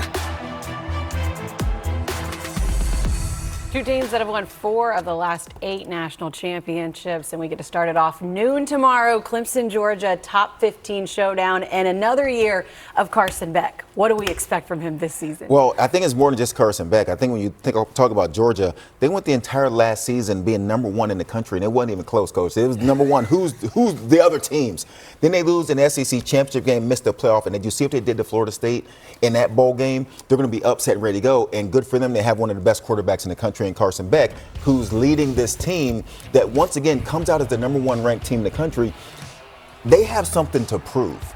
They have something to prove for the way that last season ended, and now this is their chance for redemption, and you don't want a team this talented to want revenge. Yeah, but the thing is, Carson Beck has a bunch of new receivers and skill players he's going to work the timing out with. And if he struggles with that timing, or if he holds the ball a little bit, he's got a guy in Barrett Carter going to come after him. He has 21 career tackles for losses. He's an all-ACC, All-American, third-year starter. And you know Wes Goodwin, the DC at Clemson, is going to turn it loose and play an aggressive blitzing style defense. Now, for Clemson to have a chance in this game, though, their defense is going to have to step up, because you know the Georgia defense is going to play well and not give up a lot of points. So they're going to have to keep it close and keep that scoring down. Barrett Carter has been such a mainstay for that defense and a leader for sure. Big time test for him tomorrow with this Georgia team. Meanwhile, news that you hate to have any time of the year, but especially week 1, what happened to Max Johnson last night. North Carolina starting quarterback, after a battle for the starting job, went down in the 3rd quarter, suffered a broken leg Thursday night in the opener against Minnesota.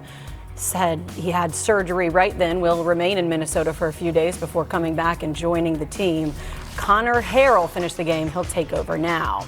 Meanwhile, what can we expect from the Fighting Irish this season? We're mulling it over. Who's in and who's out of the college football playoff?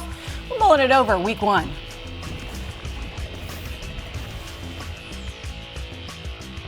This halftime report is presented by Sky Rizzi.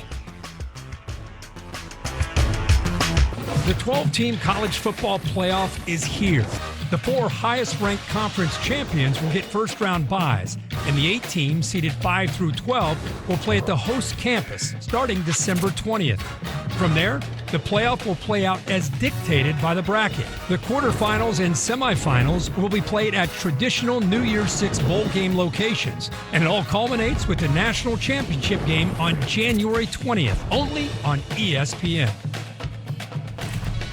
Well, Well, there's been plenty to mull over this offseason, but this is Mulling It Over, Season 2 with Coach Dan Mullen. Kelsey Riggs excited to be in for this one, and we got to give the people what they want, another year of mulling it over. We've got 4 different topics to break down, and we're going to start with the top 20 showdown between Notre Dame and Texas A&M. When it comes to the Irish, and you're looking at that college football playoff, is this a must-win game for them?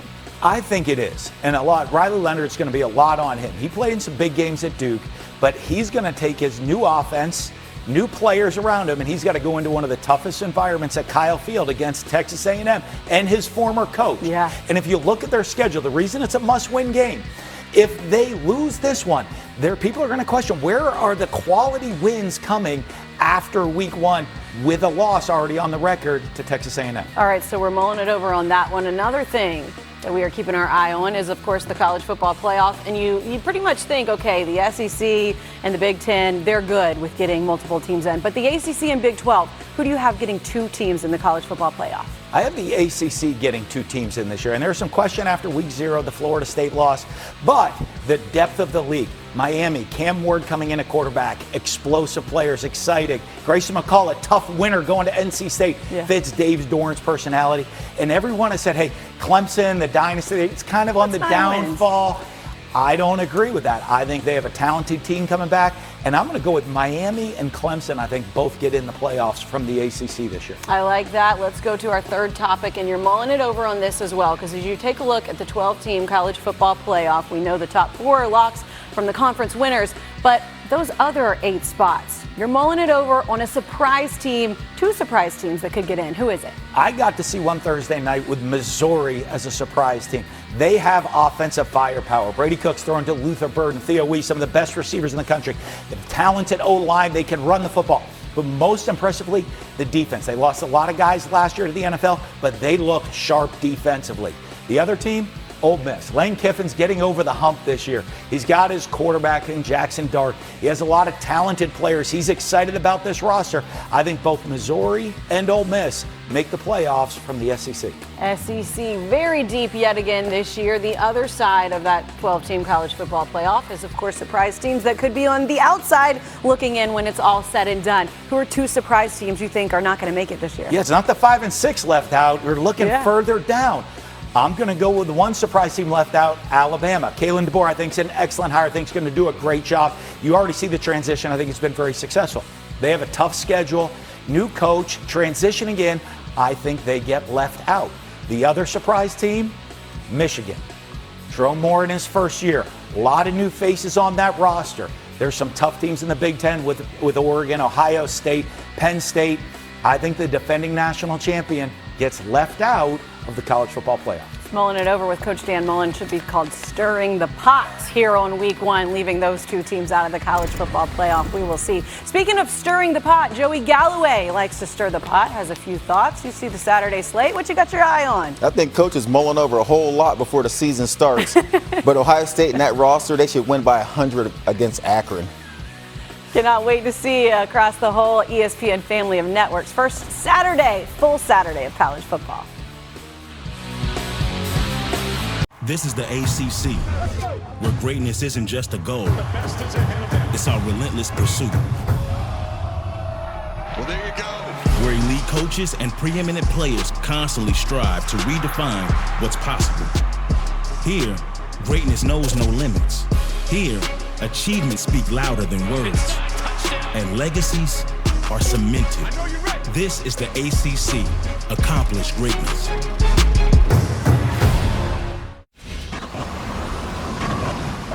You're watching Modelo Kickoff Week.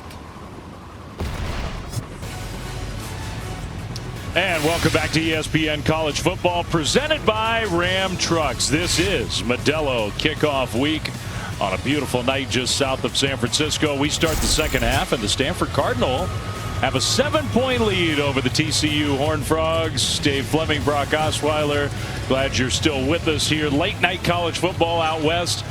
TCU hoping this is a different kind of year, Brock. They got a few things to clean up. Well, there was a lot of optimism coming out of Fort Worth headed into this football game, but it's really been sloppy for the Horned Frogs in the first half of football. 3 15-yard penalties and 2 turnovers. One of those coming late in the second quarter in the red area. Things that Sonny Dykes thought his ball club had cleaned up, but give a lot of credit to Stanford with the 7-point lead. They've taken advantage of that sloppy play and the miscues by TCU. So the kickoff, Horned Frogs get the ball to start the second half, and a kick return. Man, that was kind of a strange ending to that play. I don't know if the ball started to come out or what for Major Everhart. He might be hurt. He sort of started to accelerate and then really slowed up, and obviously something was wrong. Hopefully he's okay.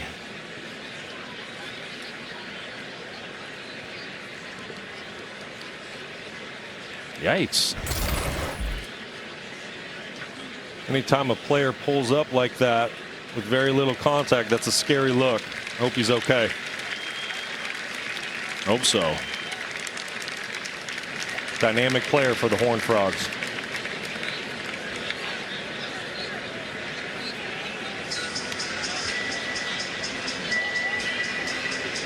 So he'll leave the field, and Sonny Dykes will send his offense out.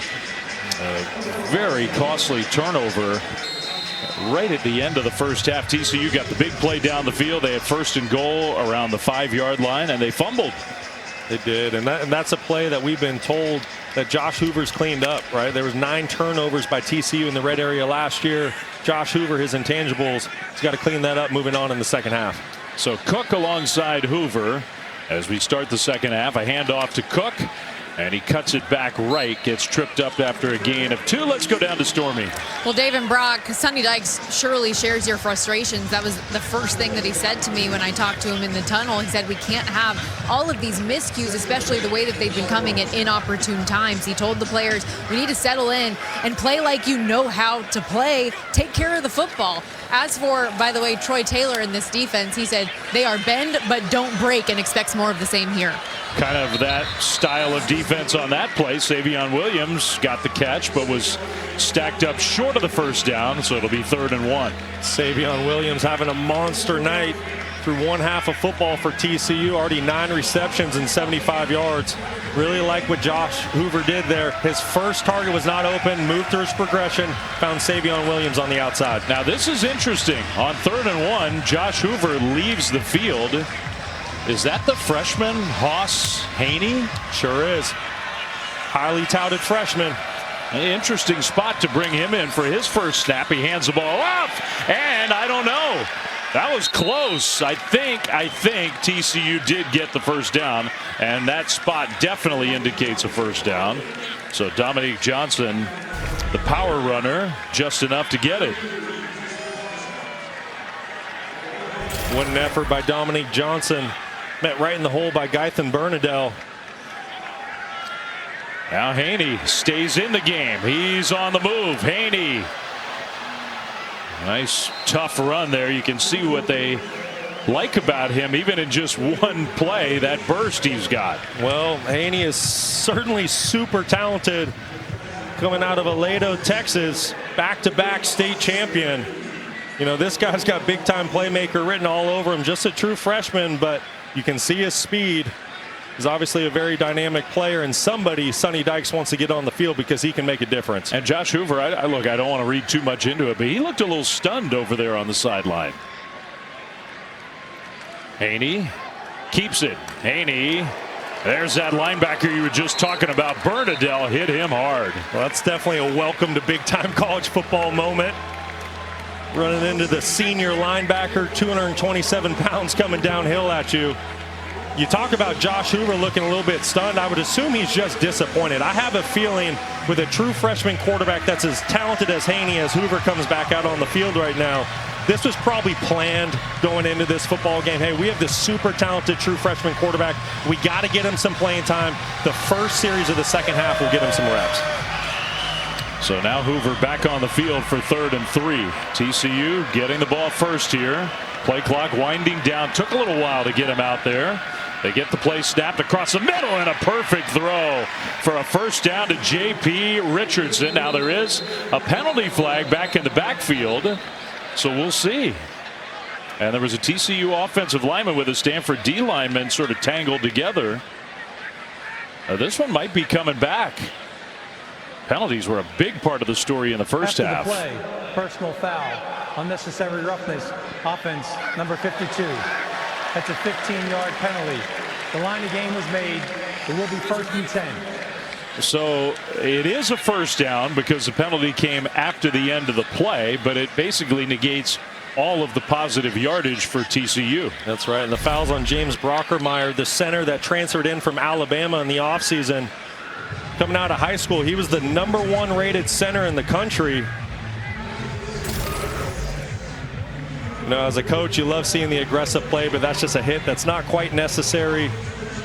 You know, week 1, the officials are going to call the game close, but, you know, if you're a TCU fan, probably okay to say that was a little ticky-tack. Brand new, almost brand new offensive line across the board for the Horned Frogs this year.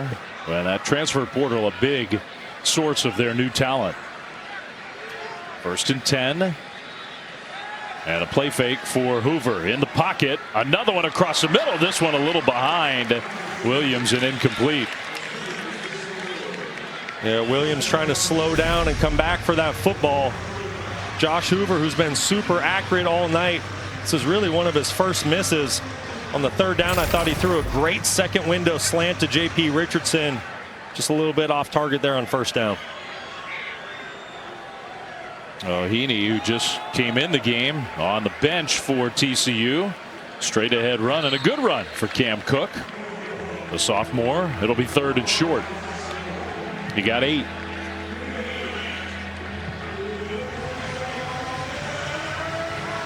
And it looks like a little quicker tempo for Kendall Briles here on 3rd and 2. Just short of midfield. Swing pass out to the left side. The cut upfield and a nice cut. And another broken tackle, J.P. Richardson. Big time play.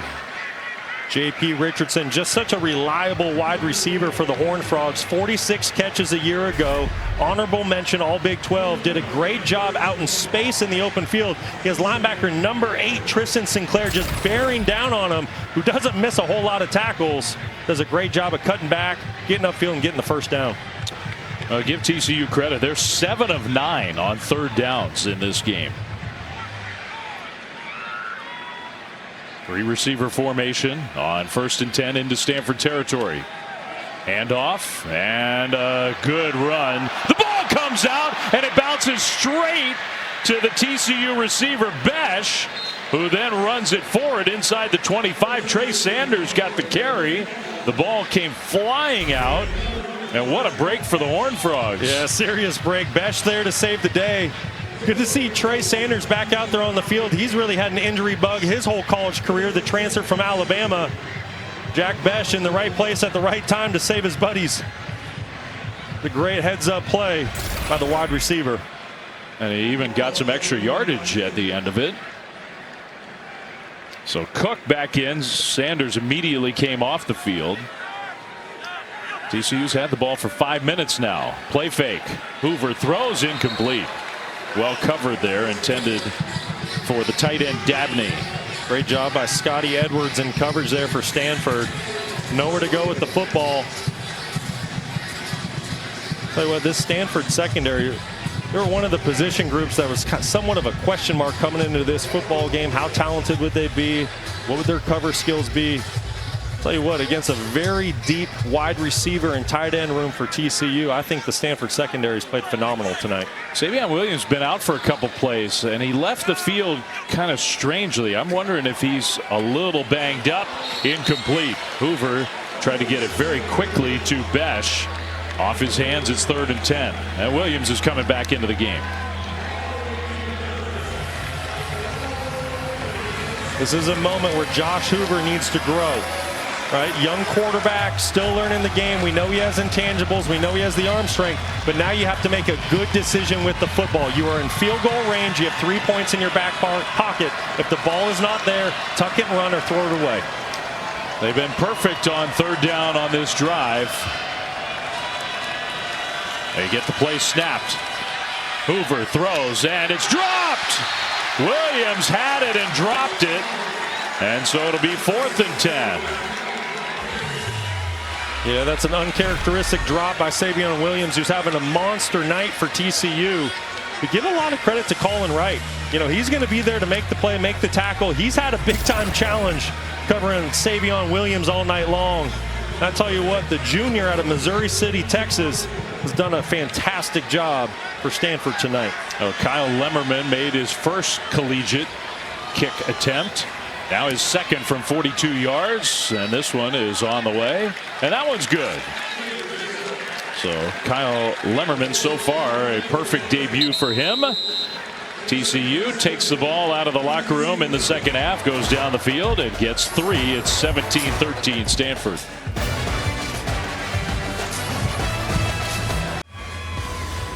Well, of course, it's Labor Day weekend, and on ESPN and ABC, we got such a good college football lineup for you. Triple header tomorrow. How about those games? Georgia, Clemson, Miami, Florida, Notre Dame, Texas A&M. That's just tomorrow, Saturday. Sunday night from Vegas, number 23 USC, number 13 LSU. And Monday night, a big game in the ACC, bigger than maybe we thought it would be. Florida State hosting BC. It's going to be a fun weekend of college football. Seminoles got to win that one. Yes, they do. After the field goal, Stanford will take a knee. It's a touchback, and the Cardinal offense will come out on the field for the first time here in the second half. TCU, there have been some glaring mistakes in this game so far. Yeah, no question. Been a little bit of sloppy play to start the game. J.P. Richardson with the fumble in the first half is really a surefire player for the Horned Frogs. A little sloppy there. Cam Cook coming up short on the 4th down play. And then late in the second quarter, little miscue with the ball handling between Josh Hoover and Cam Cook. Just a play that can't happen. You combine that with 5 penalties for 70 yards with TCU already in this football game. Sonny Dykes said to us early in the week, listen, week 1 you're playing a little bit against yourself. You don't know what you're going to get from your opponents. The fundamentals matter. Don't beat yourself. Currently, they're not doing that.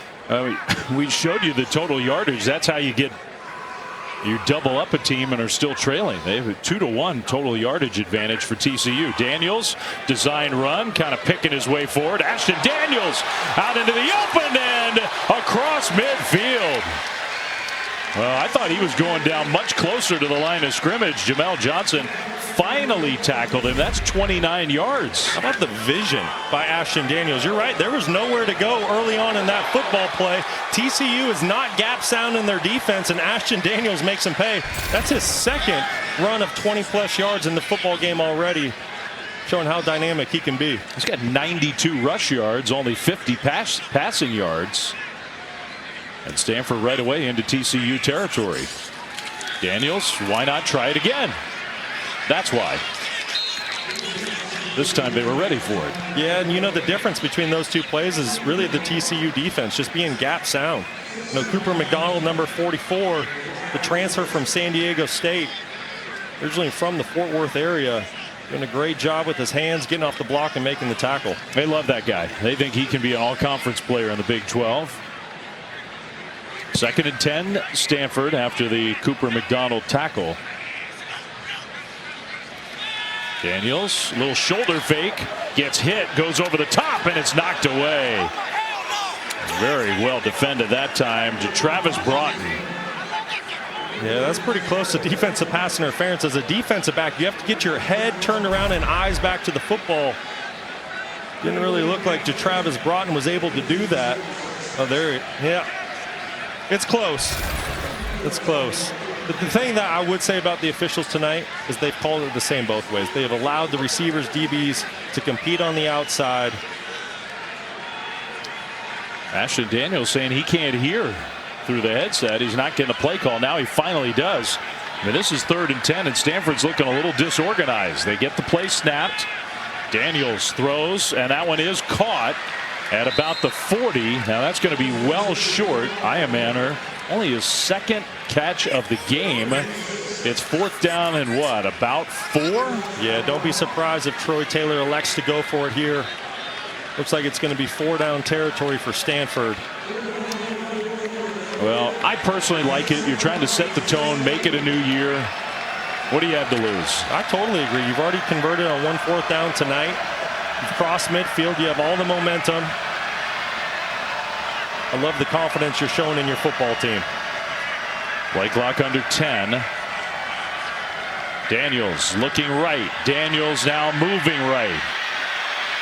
Will stop, throw over the top into coverage, and it's tipped up and incomplete. And TCU's defense comes up with the stop to get the ball back. Great play by Lamarian James, number 6 there for TCU. Great job of getting your defense off the field and the ball back in your offense's hand. So the TCU defense, a big stop. Horned Frogs have the ball after this.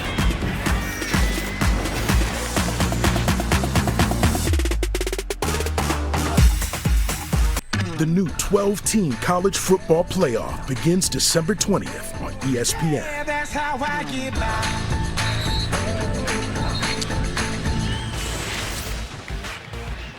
Well, the season's brand new, and if you're wondering how's this thing going to work, I can't think of anybody better to explain it than Brock Osweiler. Well, first of all, it's going to be fun. It's expanding from 4 teams to 12. The 5 highest ranked conference champions will get automatic bids in, and then the next 7 highest ranked teams, the 4 highest ranked conference champions, seeded 1 through 4, will get first round buys. But I think the most exciting thing, in the first round, you will have home playoff games. And I think the atmosphere is just going to be unbelievable. It's exciting. It's about time that major college football expands the playoff system. The NFL does it every other level in college, high school. It's going to be a ton of fun to watch and really exciting. See, I wasn't kidding when I said you were the perfect guy to explain it. Oh, and I have a lot more I want to get to. We'll have plenty of time this year. Handoff on first down after the TCU defense gets the stop on 4th down. Cam Cook around the right side for 5 yards. In general, I would say the Stanford running game, the Stanford run defense, and the TCU running game, it's been a little more of a stalemate than you might have expected. Play fake, and the throw, another drop. That's number 2 for Savion Williams. Yeah, that's really unlike him. He's had a big-time night tonight. Expected to really carry the load at the wide receiver position. Second drop in just as many series. Now that's the type of thing that makes you think maybe one led to another. Got to find a way to have a short memory, put it behind you, and play the next play. 3rd down and 5 here. TCU's had a lot of success tonight. They're converting 3rd downs at 70% a clip right now. Cook leaves the backfield. Hoover gets pressured, and his pass is almost intercepted. Wow. He threw it into traffic. Stanford, for the first time in a while, got some pressure on it. Aaron Morris almost picked him off. Well, credit the Stanford defensive front for creating that pressure and forcing the errant throw by Josh. But that's a throw the coaching staff does not want to see Josh make. It was a blind throw. His receiver wasn't looking at him. You can see the confusion on the screen. J.P. Richardson thinks he's supposed to be blocking. That's a play that Josh Hoover, in his maturation process, needs to find a way. If no one's open, just throw it in the dirt and move on.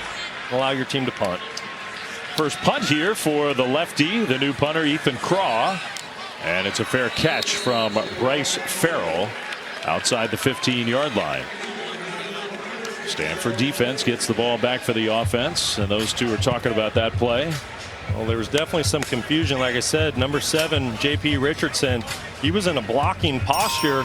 Josh Hoover snapped his head around after looking to the right side of the field. Looked like he was trying to throw him the football. They got to get on the same page. 6:21 to go, 3rd quarter. Stanford offense back on the field. It's been a real quiet night for the Stanford passing game. 6 of 14, Ashton Daniels for 56 yards, and Alec Ayaman, one of the most talented receivers in the country. 3 targets, 2 catches, 27 yards. Daniels, design quarterback run again. That's becoming a big part of this Stanford offense. Gain of 1.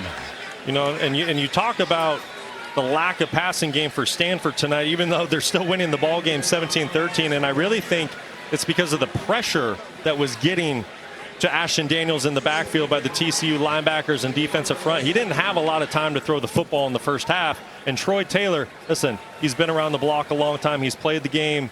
He knows what he's doing when it comes to calling plays. They are having success running the football, and he's going to stick with it. 2nd and 9. And they'll fake the jet sweep and throw deep down the left sideline. Incomplete. And more contact down the field. Another play where these officials let the contact go, intended for Harris. Yeah, I think that's a good no call by the officials. Both players making a great play on the football. I like what Ashton Daniels did, though. He noticed that his wide receiver, Jackson Harris, is in one-on-one coverage with Travis Broughton, the Utah transfer. And Jackson Harris, he's 6'3". Broughton's 5'11". He's given his taller receiver a chance to make a play on the football. Harris couldn't do it that time, so now 3rd and 9. Stanford offense is kind of stalled here. More pressure. Daniels flushed, and he will go down, ripped to the ground inside the 5 by Marcel Brooks, who's been around the block. He's played college football for a long time, and he's still playing pretty well. Well, he's known as a pass rush specialist, and you see why there on that 3rd down play. Great player off the edge. Started his career at LSU, won a national championship, which seems like years ago. But you see his tenacity, plays with a high motor, bringing some energy to this TCU football team. I mean, it's literally true. He played with Joe Burrow and Jamar Chase and won the national title in 2019 with LSU. Fair catch, and TCU with that sack is going to have excellent field position for its offense. Just a 38-yard punt. So the Horned Frogs defense coming up with a very big play. Now we'll see if the offense can get it going on the other side.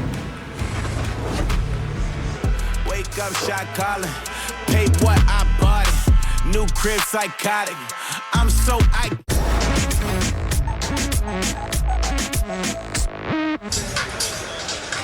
TCU with a big stop on defense before the break, now looking to regain some of that confidence offensively, namely star wide receiver Savion Williams, who after that last drive was frustrated with a couple of his drops. He walked over to the bench, took his helmet off, then said no more, put his helmet right back on, and asked a teammate to throw him a few more balls. He took 12 more before he felt comfortable, guys. We'll see if this offense can continue to get back to form, Dave.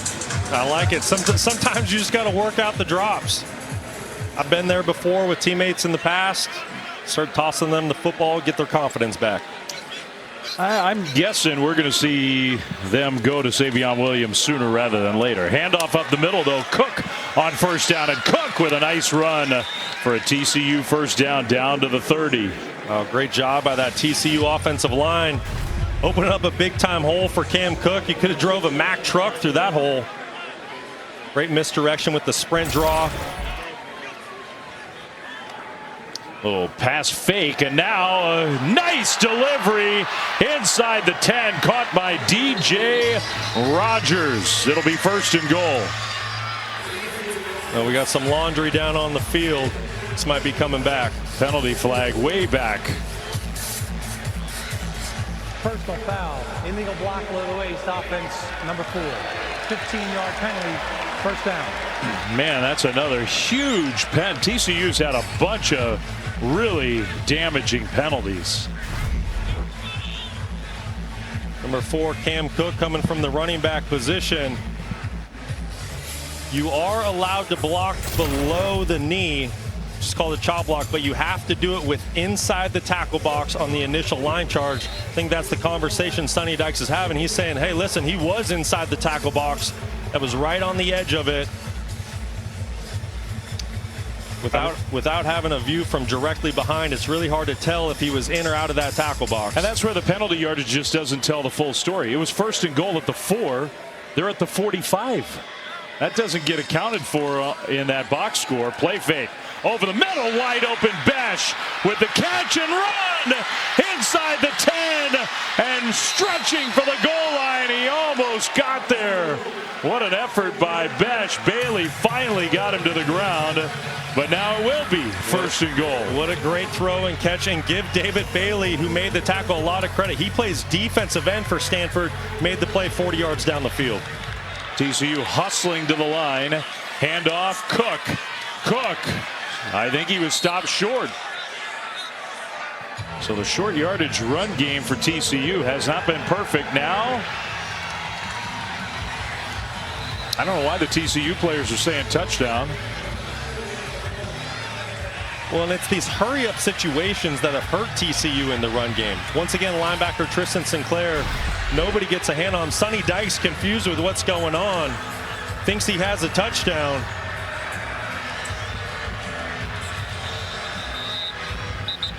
The real question is where's Cam Cook's knee? The runner was short of the goal line. The previous play is under further review.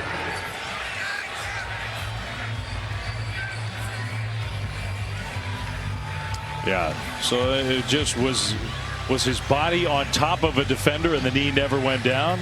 And Sonny Dykes is hot. It wasn't an obvious call, I don't think. I think Sonny's so upset because he thought the original call was a touchdown. And now that it's been called, runner's been short of the goal line, there's going to have to be indisputable video evidence to overturn this. And with that camera angle, it's going to be very difficult to tell where Cam Cook's knee is when the football crosses the white line. Yeah, the elbow stays up, so the elbow wasn't down when the ball crossed the goal line. But yeah, the question is, can you tell for sure whether both knees were up over the turf? You know, and it looks like Cam Cook is laying on top of linebacker Gythan Bernadelle as he's going down. Maybe that prevents the knee from going down, and that's why I think the TCU football players thought it was a touchdown. That last angle gives you a better idea that maybe both knees stayed off the turf.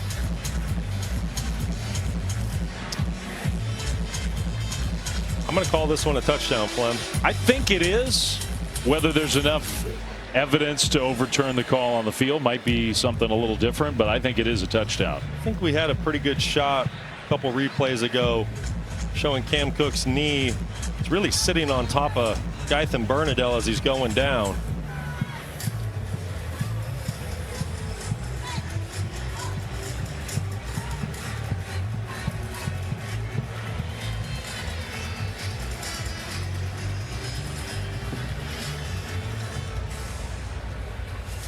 Sonny's still having conversations with the officials.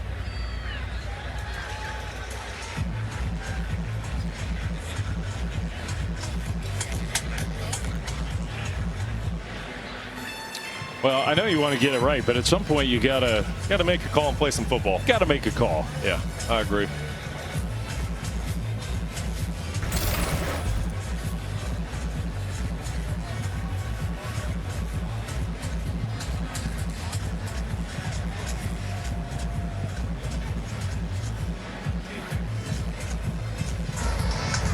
After further review, the ruling on the field stands as called.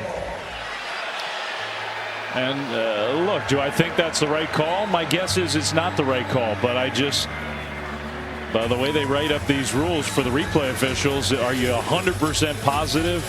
That's it. And it has to be, once again, indisputable video evidence, and we just don't have that here. So probably a good call by the officials. 2nd and goal for TCU. I mean, it should not be an issue here. They're an inch away from the goal line, but you don't want to take it for granted here. Hoover will lead the offense back out on the field, trying to take the lead.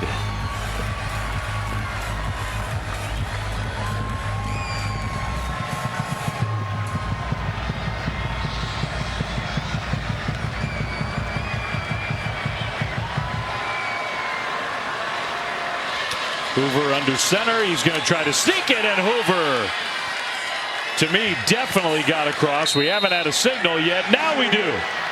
Touchdown, TCU.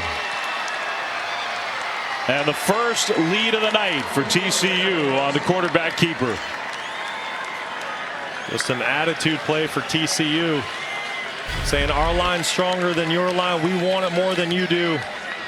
Josh Hoover doing a great job keeping his pad level down. You see Tristan Sinclair, number 8, trying to go over the top to get the stop. Great execution by TCU, a team that really struggled with red area touchdowns a season ago. 83rd in FBS. It's definitely a confidence booster. So after all that, the Horned Frogs punch it in. Extra point coming here. And that one is up and good. 20-17. TCU's got its first lead, not just of the night, but of the season. And they've really taken control of this game in the third quarter. They have, and listen, it hasn't been all bad for TCU. You know, we've highlighted the turnovers, we've highlighted the penalties, but when you look at what they've done tonight, that's good. I mean, 367 total yards. Josh Hoover, yes, he's had a couple suspect plays, but for the most part, he's made great decisions with the football. He's approaching 300 yards on the game. The run game is starting to get going in the second half. So, you know, listen, great teams.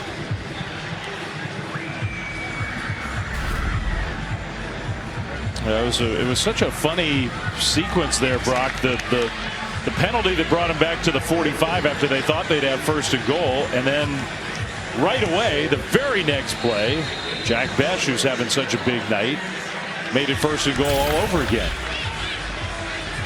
And you know, part of that frustration from Sonny Dykes probably was that penalty call that took him out of the first and goal scenario. That'll be a touchback. So the Stanford offense has gone cold. They'll be coming back on the field. Saturday's SEC college football games on ESPN Plus and SEC Network Plus. You got Mississippi State hosting Eastern Kentucky, number 6 Ole Miss and Furman, and Auburn hosting Alabama A&M at 7:30 Eastern. Download the ESPN app. Go to ESPNplus.com/schedule to watch. Still Ashton Daniels out there. He's had a mixed kind of night at the quarterback spot. Yeah, he hasn't had a lot of help by his offensive line in the passing game. Stanford's done a lot of good things in the run game, but if they're going to pull out this victory tonight here in the second half, they have to find a way to get some pass game going down the field. Back to pass on first down and sort of retreating. He dumps it down to Micah Ford, the freshman running back. All that to get 2, maybe 3 yards. Good job by Ashton Daniels keeping that play alive. Nothing open initially downfield into the zone defense by TCU. But does a good job of manipulating the pocket, staying alive, finding his check down and getting some positive yards. I oversold it. He did all that for 1 yard. Hey, better than -1 yard. Or -15, which is what it looked like they were headed for. 2nd and 9 for Stanford. Play fake? No, they handed it off, and Ford goes backwards. Another good play by Devin Deal. Unbelievable play. Just rolls right over Jake Mikla, left guard. Blows up the play in the backfield. It's a guy that's been playing inspired football tonight.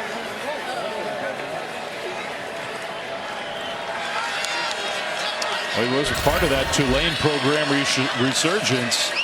Now playing for TCU. Pressure comes. The dump down to catch, but the immediate open field tackle by Travis Broughton, who's having a great game.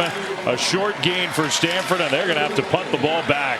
Stanford just trying to hit a little shallow cross, first man coverage, trying to get it into their main playmaker's hand, but give Travis Broughton a ton of credit.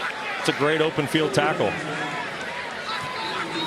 So a total of 2 yards on that possession for the Stanford offense, which has sputtered here in the third quarter, and give a lot of credit to TCU's defense. Richardson back to receive a low line drive punt. This one's returnable. Richardson going right side, now cuts it up middle. And another possession where the TCU offense is going to have good field position.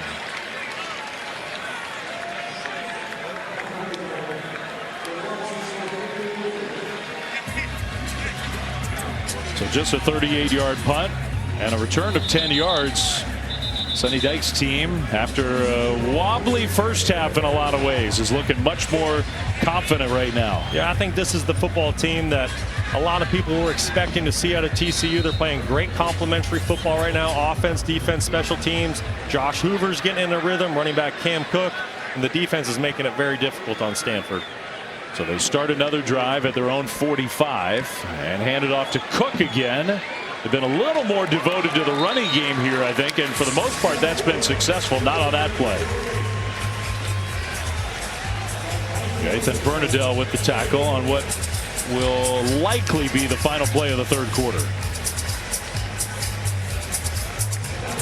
So TCU will be content to let it go to quarter number 4. The Horned Frogs leading by 3. Lord,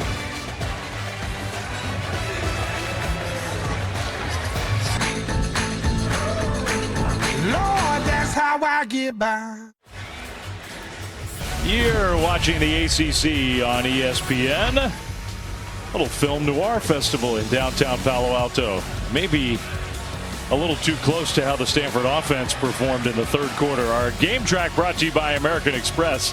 It was dark in that third quarter for the Stanford offense. Overall, just 168 total yards, 367 for TCU as they've taken the lead.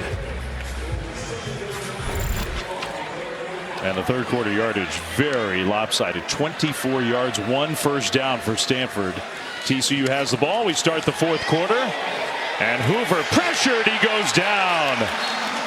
Now the Stanford bench thought there was a big-time hold. There was no penalty flag, and Sinclair still got there. The initial pressure comes from 44 Ernest Cooper off the edge. And then Tristan Sinclair is there to clean up the play. Stanford coming out, hair on fire here to start the fourth quarter. Boy, Ernest Cooper fighting through a double team to create that initial pressure. That's big time football by the big fella. So the first play of the fourth quarter, now it's 3rd and 21.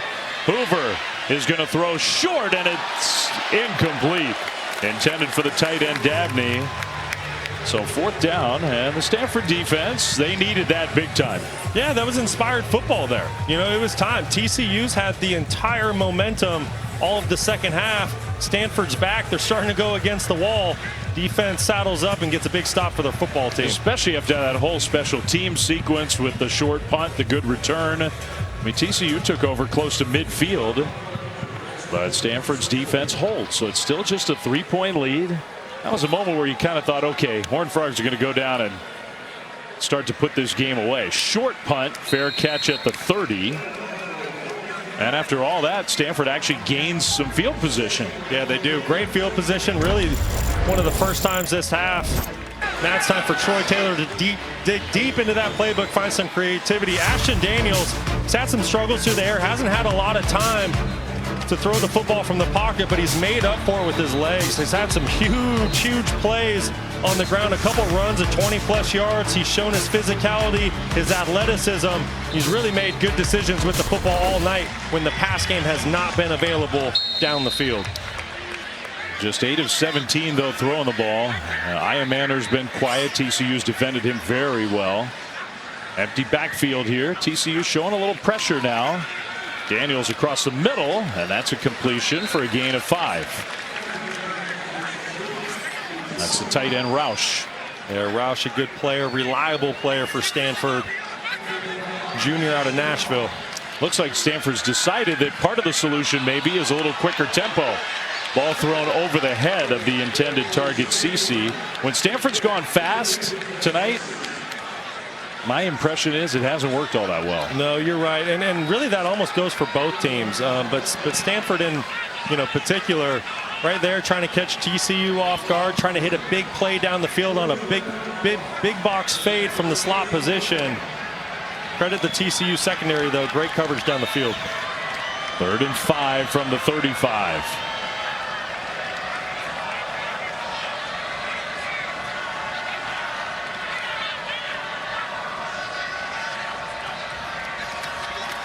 Daniels had to throw off the back foot. Iamaner adjusted, and it's incomplete. Knocked away. Another play by Broughton. Man, has he made a ton of plays tonight. Yeah, we keep saying his name, and rightfully so. The transfer from Utah started 29 games for the Utes. He's done a tremendous job on Iamaner tonight. Does a great job as using the sideline as an extra defender. I love what Broughton did there. He pushed Iamaner out to the sideline for a little extra help. And look what Stanford's doing. At least as of now, they're going for it. In their own territory, Troy Taylor on 4th and 5. Daniels rolling right. Daniels going to try to run, and he will not get there. TCU stops Stanford. Timon Mitchell, and he had some help. The Cardinal took a big chance there going for it on 4th down. I don't know why you make that decision there. It seemed a bit of a desperation play. 4th and 5, you have a full quarter to play. You're only down by 3 points. You're well within this ball game, but credit TCU for getting off the field and getting the ball back to Josh Hoover.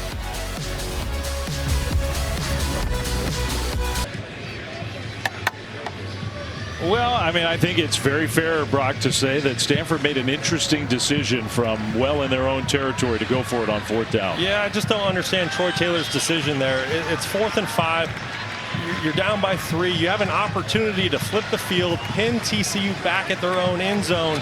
Your defense just had a tremendous stop where you got the football back. You know, it's not a got-to-have-it moment. It just seemed like it was a bit of a desperation move, and I don't totally agree with the call. If you're down 10 or 14 in the 4th quarter, no question. But there's still a whole quarter to play. You finally got the momentum back in your hand. Play the field position game. Hoover motioned out of the backfield. Savion Williams takes a direct snap and goes right side, and Williams with that power-speed combo down to the 30. Williams can flat out run in the open field. Little misdirection there with the fake reverse. Direct snap to Savion Williams, just showing how great of a playmaker he truly is. That's like an easy 7 yards there. Looked effortless. So 2nd and 3 for the Horned Frogs. Handoff Cook and a decisive straight ahead move for another TCU 1st down inside the 30 down to the 25. Great block by right guard Carson Bruno. Tell you what, Cam Cook has done a tremendous job of seeing the holes tonight. His vision's been absolutely excellent. He's shown how explosive he can be. He's a one-cut back, getting vertical. Really putting together a nice game. 1st and 10. Hoover, play fake. Hoover down the right sideline, and it's knocked away. Incomplete. Trying to hit Besh. That's Manley with the coverage. Zeron Manley. Great play. Didn't give up.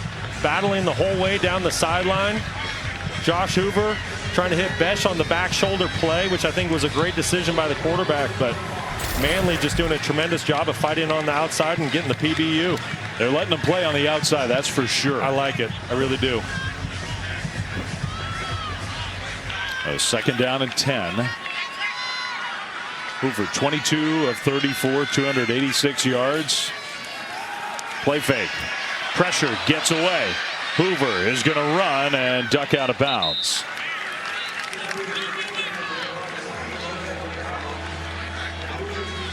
Bernadelle got some pressure on, but Hoover made something out of nothing. Yes, he did. Bernadelle coming from the linebacker position, doing a great job of getting Josh Hoover off of his spot in the pocket. But I love what Josh Hoover did there. He was pressured. He had to move in the pocket. Nobody was open down the field. He protected the football in scoring range. It's a big play in this game with 12 minutes to go. 3rd down and 6. Man in motion. Hoover looking left, swings it out in that direction, and it's dropped. J.P. Richardson got his hands on it. And now Sonny Dykes is sending the field goal kicker out. Well, that was a massive drop, because if J.P. Richardson hauls that in, he has a lead blocker in Cam Cook, and there's a really good chance he scores a touchdown there. Cam Cook's going to be able to deliver a block, and there was no other Stanford defenders between there and the goal line. Man, got to catch that one. That one's not on Josh Hoover, although he's just 2 for his last 11. There have been some drops in that sequence. This one from 39 yards for Kyle Lemmerman. Kick is on the way, and it's no good. He hooked it to the left. It wasn't a great snap, and that, I think, sort of interrupted the whole operation. Well, Easton Black, the backup punter, did a phenomenal job as the holder, getting that football down. But Kyle Lemmerman, the true freshman kicker out of South Lake Carroll, misses there. 2017 TCU.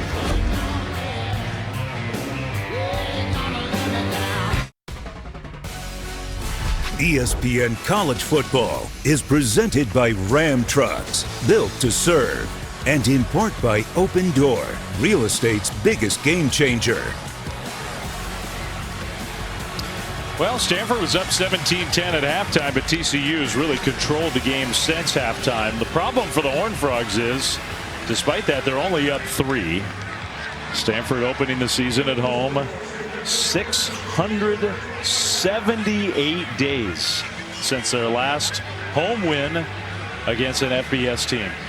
Right. Maybe that can change tonight for the Stanford Cardinal. That is a long time to be waiting for another home win. And for years, Stanford was one of the best home teams in the country, and they've been the worst over the last many seasons. Nice pass on the move there to start the drive. Ashton Daniels to Iamander. I experienced it personally. You didn't want to come here and play. You know, through the 2010s, Stanford was top 10 in the nation in home field win percentage. And I think it's a look, there's lots of things that need to get better about this Stanford program, but that's a place to start for Troy Taylor, just trying to establish some home field advantage. Another completion to Iamander, and he just couldn't get away. Okay, you can get a feel for how this drive's going to go. It's fourth quarter, critical situations. It's time to feed our star wide receiver, Alec Iamander. Back-to-back receptions. Great start to the drive for Stanford. Yeah, it could have been a good, big game there. Good tackle by Jamel Johnson. I know how these conversations go on the sideline as a former quarterback. The receiver looks at you and he goes, hey, throw me the football. Not a lot of nuance.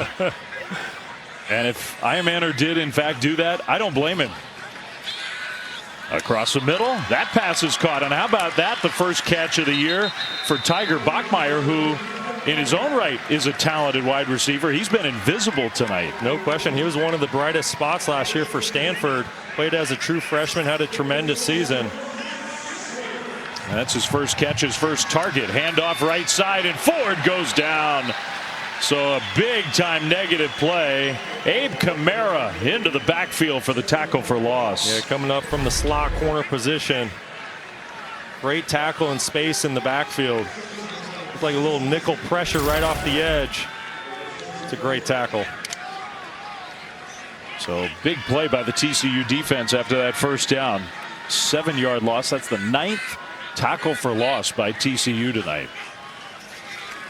Second and long. They bring some pressure, and Stanford actually picked it up pretty well, but the throw was short left and a gain of just a few yards. Kamara, another play, and here comes a penalty flag. Oh my goodness.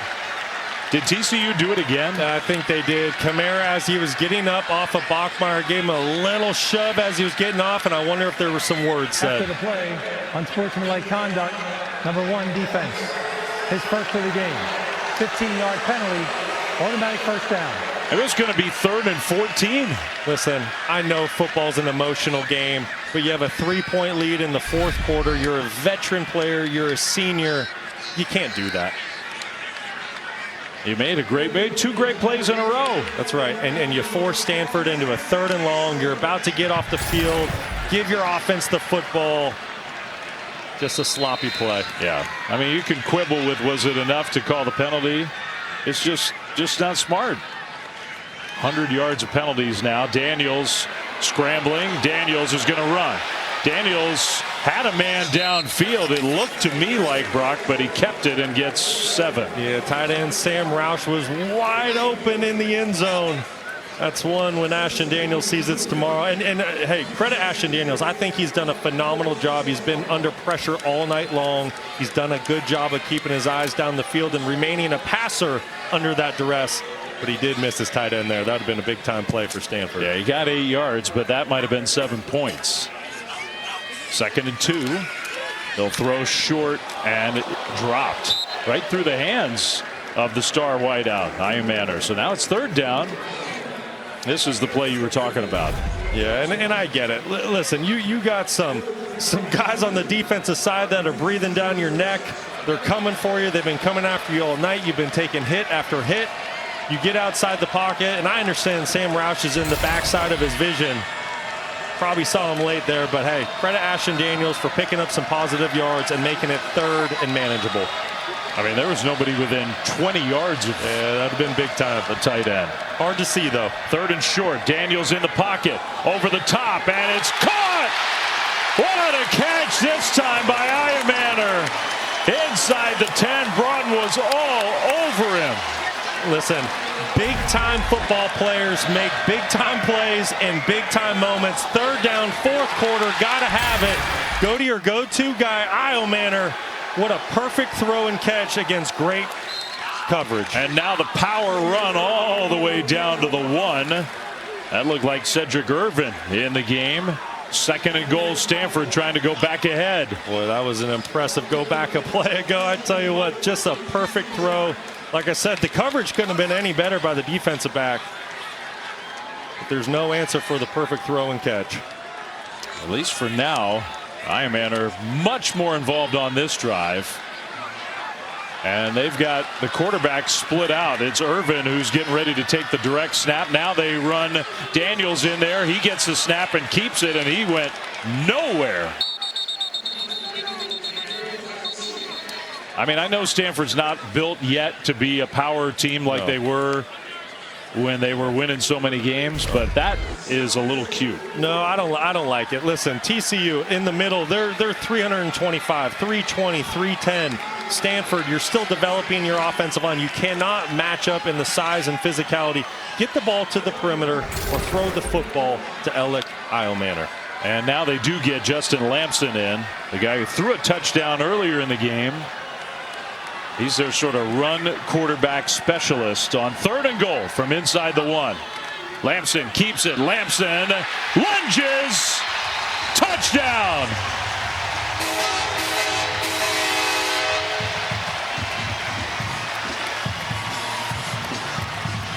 Well, there's something I just learned about Justin Lamson.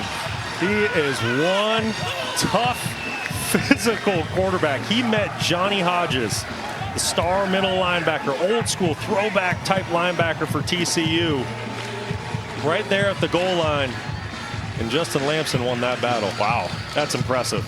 That was kind of one-on-one, wasn't it? Yes, it was. It was one-on-one. Nobody else in the way. Johnny Hodges versus Justin Lamson. Tell you what, he's got some power when he gets going downhill. And how about this? Stanford, big underdog tonight. And with under 7 minutes to go, they've gone back ahead. They're getting ready for the point after. The officials, I assume, are just checking this play upstairs just to confirm the touchdown. They're still waiting on the field. That was a heck of an effort by Justin Lamson. Seems a little unnecessary. That was a pretty clear-cut touchdown. I thought it was. And now we get that confirmation. So here comes a big point after to make it a 4-point lead.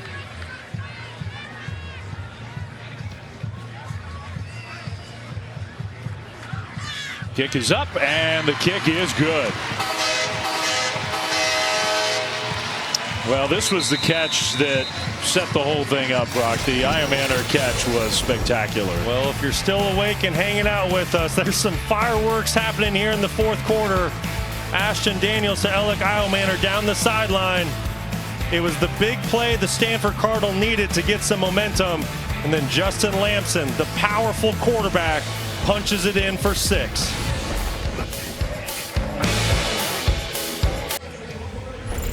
Well, you know, we highlighted the big plays by Stanford. They were a factor on that touchdown drive, but the penalty was huge again against TCU. No question. This was a critical play. It was about to be 3rd and 14 for Stanford, but Abe Kamara getting called with the personal foul there. Unsportsmanlike conduct, and you see Sonny Dykes is not happy about it. He's saying, listen, I want you to play emotional. I want you to play with your hair on fire. But you got to be smart. You got to be composed, and you got to understand we're getting ready to get off the field with a 3-point lead. Give the ball back to our offense. We got to be better than that. Yeah, whether you think it was ticky-tack or not, you just can't do it. And that has happened over and over again tonight. Listen, it's week 1. The officials are going to call the game tight. They're setting a precedent for the season. Just got to play smart. It's something that's unnecessary. Whether you're pushing off of somebody, you're saying something, it just wasn't needed.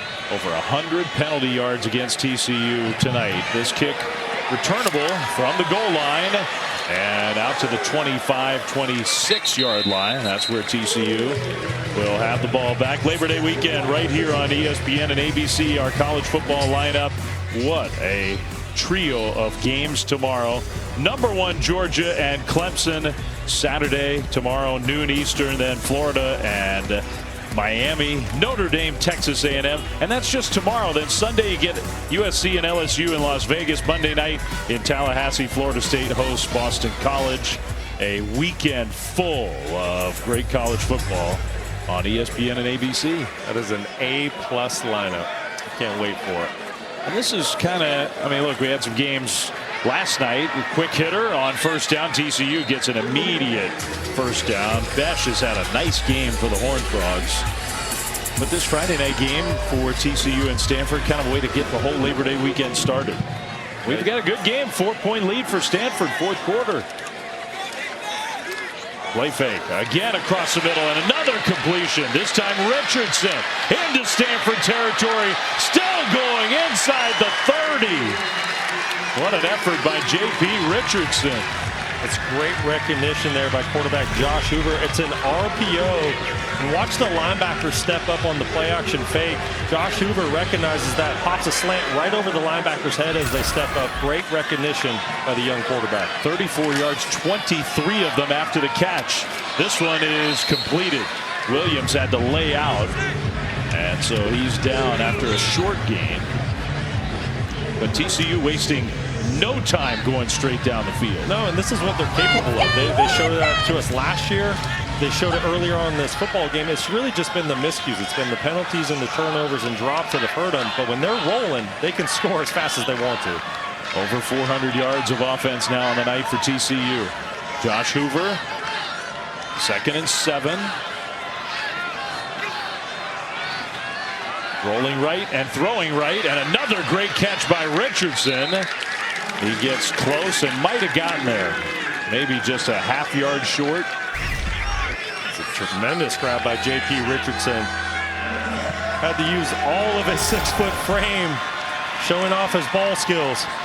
And now on 3rd and short, TCU goes quick tempo, gets the ball handed off to Cook, and they get the first down to the 15. Well, can they finish the drive? They've had a hard time with that tonight. You know, if I'm TCU, I'm going to slow down the game right now. I'm going to make sure everyone gets on the same page. I'm going to bleed the clock a bit. Really take my time here in the red area and make sure everyone's on the same page. Well, first down and 10. They can get a first down again at about the 5. Hoover throws. Williams with the catch. 3 defenders on him. Still hard to bring down inside the 10, close to the 8. Savion Williams just so impressive. He's got 4 guys hanging on him, and he still finds a way to fall forward and get an extra half a yard. It's been a lot of fun to watch tonight. That's his 11th catch of the game. 2nd and 3. Hoover with Cam Cook to his right side.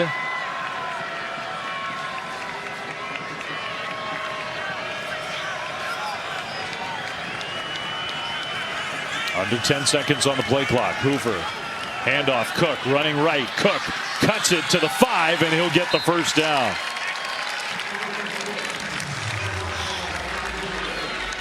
First and goal, TCU.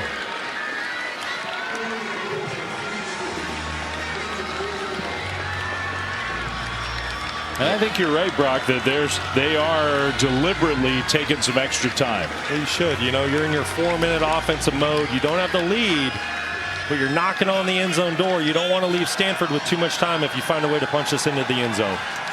First and goal. Hoover looking over the top, pass, caught, touchdown! Jack Besh having a huge game. And the Horned Frogs go right back ahead. The touchdown from Hoover to Besh. Wow, TCU just making it look easy on that drive. Love the command Josh Hoover had at the quarterback position. This was just too easy. One-on-one on the outside, a little corner route from the slot. Jack Besh working on cornerback Zeron Manley. Besh getting the best of Manley there. He's kind of the breakout guy of the night for TCU. We thought he'd be good, but he's been outstanding. Extra point is up and good. So the Horned Frogs back up by 3 with 3:13 to go.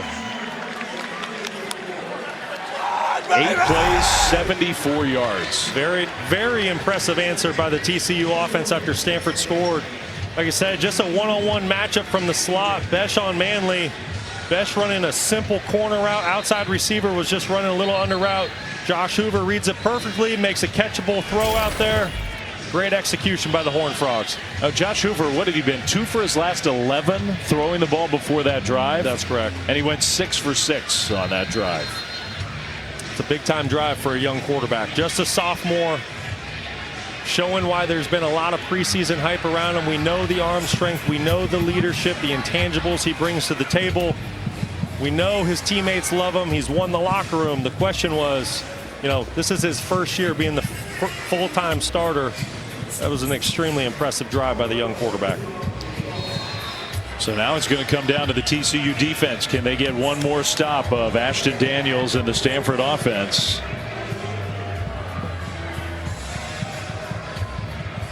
Bryce Farrell back deep to receive this kick.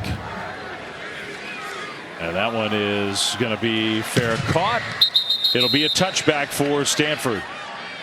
Well, coming up next, we got SportsCenter, Stan Verrett, Steven Nelson ready to go. Best of College Football Friday. Preview of all the games this weekend starting tomorrow. Plus Caitlin Clark against Angel Reese for the 4th time. That's become just a tremendous rivalry already. U.S. Open highlights, all that and more after the game right here on ESPN on SportsCenter.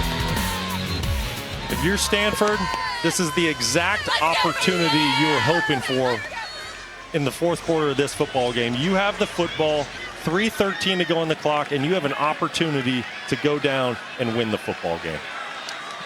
So let's see if Ashton Daniels and the Cardinal offense can come up with a big-time drive.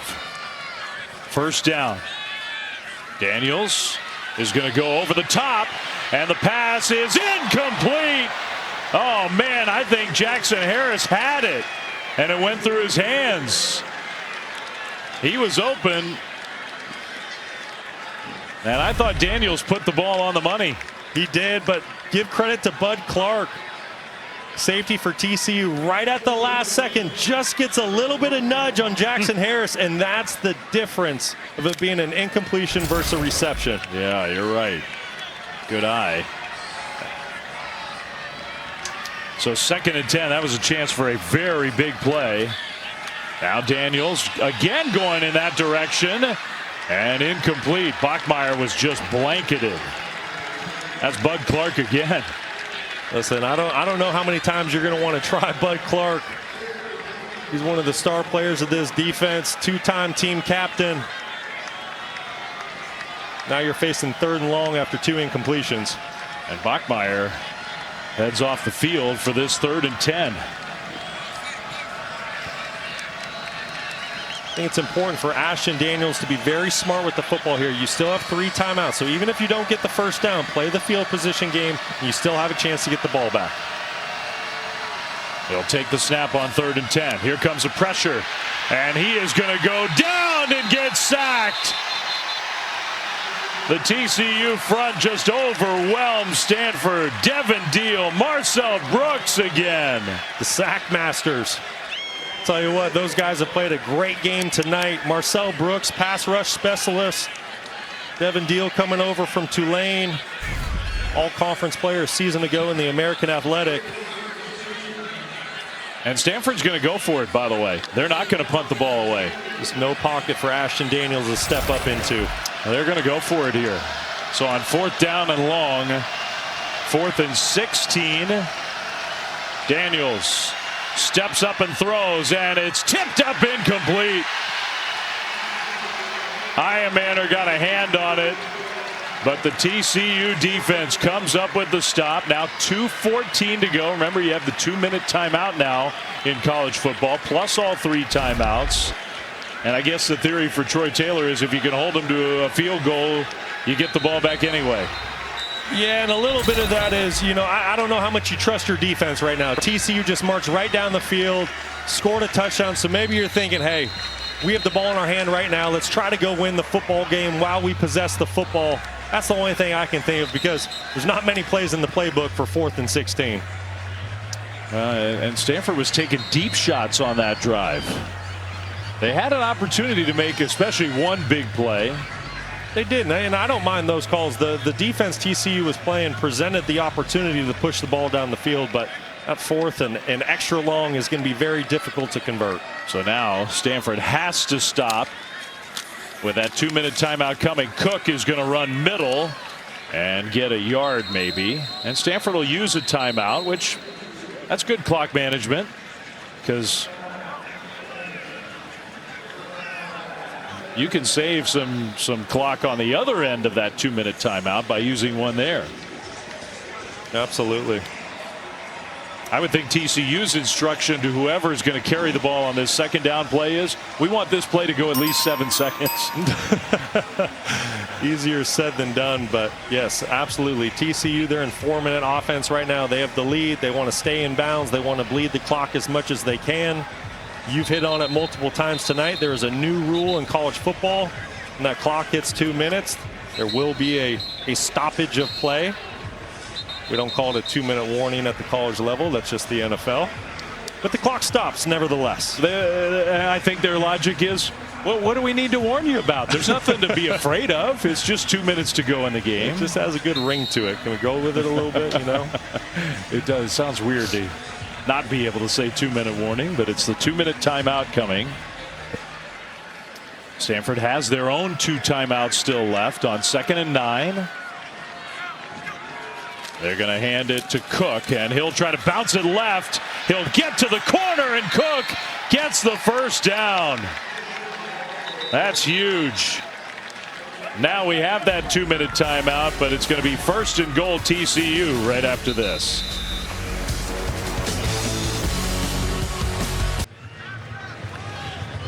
Well, it certainly hadn't been easy. It hasn't always been pretty, but TCU is a couple minutes away from finding a way to get a win on the road to start their year. Yeah, if they can pull out a W here tonight in Palo Alto, I mean, this is a gritty victory, right? It shows a lot of character.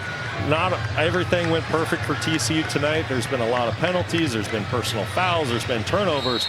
But good teams find a way to win, and especially on the road. This would say a lot about the Horned Frogs in 2024. So it's 1st and goal, 2 timeouts for Stanford still. Couple of runners in the backfield. Hoover's going to throw. Well, now that I don't get that at all. That's a head scratcher, Flem. You're in control of the football game. You need to bleed the clock. I don't know why you would put that football in the air there. To me, that was 100% a run play. You just gave a gift to Stanford. You did. Huge gift. I mean, if you're just so confident that we're putting this in the end zone no matter what, but otherwise, that could save 40 seconds for Stanford if they can find a way to get the ball back. Handoff this time left side. Cook cuts it middle, and he dives into the end zone. Touchdown! What a run! And they do get it in the end zone. What an unbelievable play by Cam Cook. The vision, the patience. He gets a great late block by his right tackle, Mike Nichols. Washes the final defender out of the picture, which is what propels Cam Cook into the end zone. Along with his own personal effort going up and over for the touchdown. It was an incredible effort. It really was, because that didn't look like there was a whole lot going on that play. And Cam Cook made it happen. What a run. You know what? Sonny Dykes said to us, listen, we have a rebuilt offensive lineman, 3 new starters, all portal guys, and we want to run the football. We want it to be our identity, and great football teams run to win in the 4th quarter. Very impressive drive by TCU. And I really think there was a deliberate attempt to run the ball more in this second half. There certainly was, and Cam Cook showed why. I mean, you see the patience on the replay. There was nothing there early like you touched on, but he stays patient. As soon as a hole opens up, you can see the burst and the dynamic playmaking ability he has to put his ball club up 10 with under 2 minutes to go here in the 4th quarter. That's just a great run. So now Stanford with 2 timeouts and 1:51 to go. The only hope for Stanford is a quick drive, get points as fast as you possibly can, and somehow find a way to onside kick it and get it back.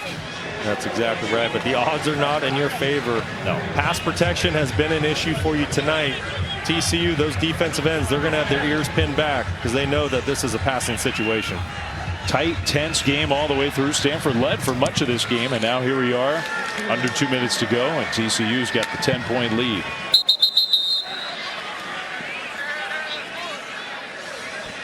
So one last chance for the Stanford offense.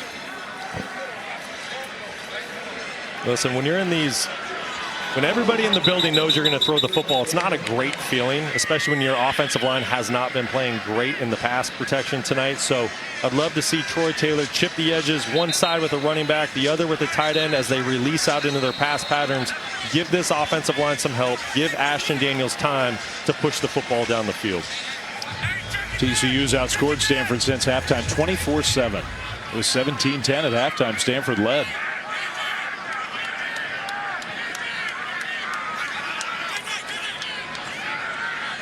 A 1:51 on the clock. Just a three-man rush, and the ball knocked away. I think that's going to be incomplete. Yeah. And better for Stanford. If you catch that one and you gain 3 yards and the clock moves, that's worse than just dropping it. You're exactly right. If there's ever a good incompletion, that's it. You don't want 2 or 3 yards, especially if it's going to burn 20, 30 seconds of clock.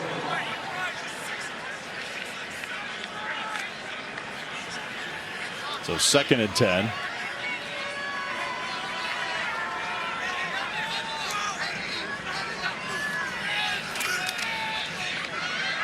Across the middle, Iron Man are wide open, and he's going to get to midfield into TCU territory. Well, I mean, for Stanford, the only hope is to go as fast as you can. Clock stops to get everything set.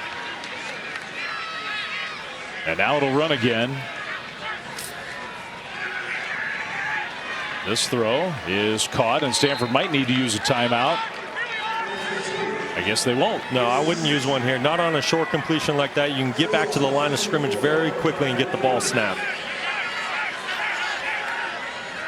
And that's what they did. Daniels going to throw short again. This is Ford, the freshman running back. First down, Stanford inside the 35. Clock stops again, and Ford is hurting. Stanford's either going to have to take a timeout or there'll be a 10-second runoff. Offensive player injured the final 2 minutes. That left leg. Boy, Micah Ford's been very impressive tonight. First career game in college football, true freshman. Two-time state champ in New Jersey. He was a high school quarterback who we asked Troy Taylor about him. Said, well, he ran the ball about every play in high school. He was a quarterback, but he ran. Over 4,000 career rushing yards in high school. Gatorade Player of the Year in New Jersey. You can see why he's been super dynamic tonight in the pass game and run game. So that's a good sign for Stanford. At least it gets up.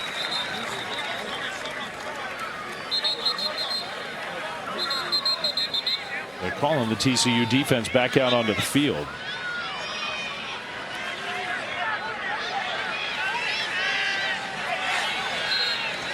And they will run the clock starting now.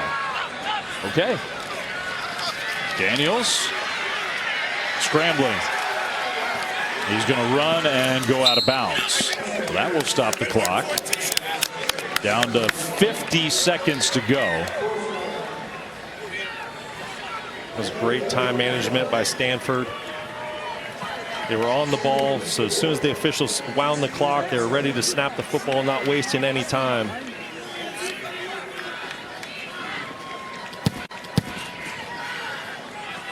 Final minute here at Stanford Stadium. Stanford's down 10, looking for a miracle. Pressure comes this time. Daniels throws, and that one knocked away. Incomplete. Clock stops with 46 seconds left. So what you do have to consider at some point is, do you take the field goal, save the time, try the onside kick, or do you try for this touchdown right here? It looks like they're going to keep the offense out there, try to get a fresh set of downs and go score the touchdown. But kicking a field goal right now, saving that extra time, is definitely an option for Stanford. Yeah, and if you don't get it here, you really could. I think you kick the field goal on 4th down without a question. So 3rd and 4. A play fake. Daniels over the top toward the end zone, incomplete. So now what will Troy Taylor do? He is, I think, going to send the field goal kicker out there. Well, I mean, look, if you're actually trying to win the game, this is probably the right play. Oh, 100%, because you need 2 scores regardless. So save the time. You're well within your kicker's range. Get points while you can. It's a big kick for Emmett Kenny. From 45 yards out. His first game as the full-time place kicker. Snap hold, kick on the way, and that one is good. So he made it. 36 seconds on the clock. Stanford down just 7. And now you at least have a chance. Hopefully in camp you worked on some onside kick plays. You got a chance. Oh, no question. This play has been repped a number of times between spring ball, fall camp. You're always ready for situational football in moments like this. Do we have an onside kick specialist?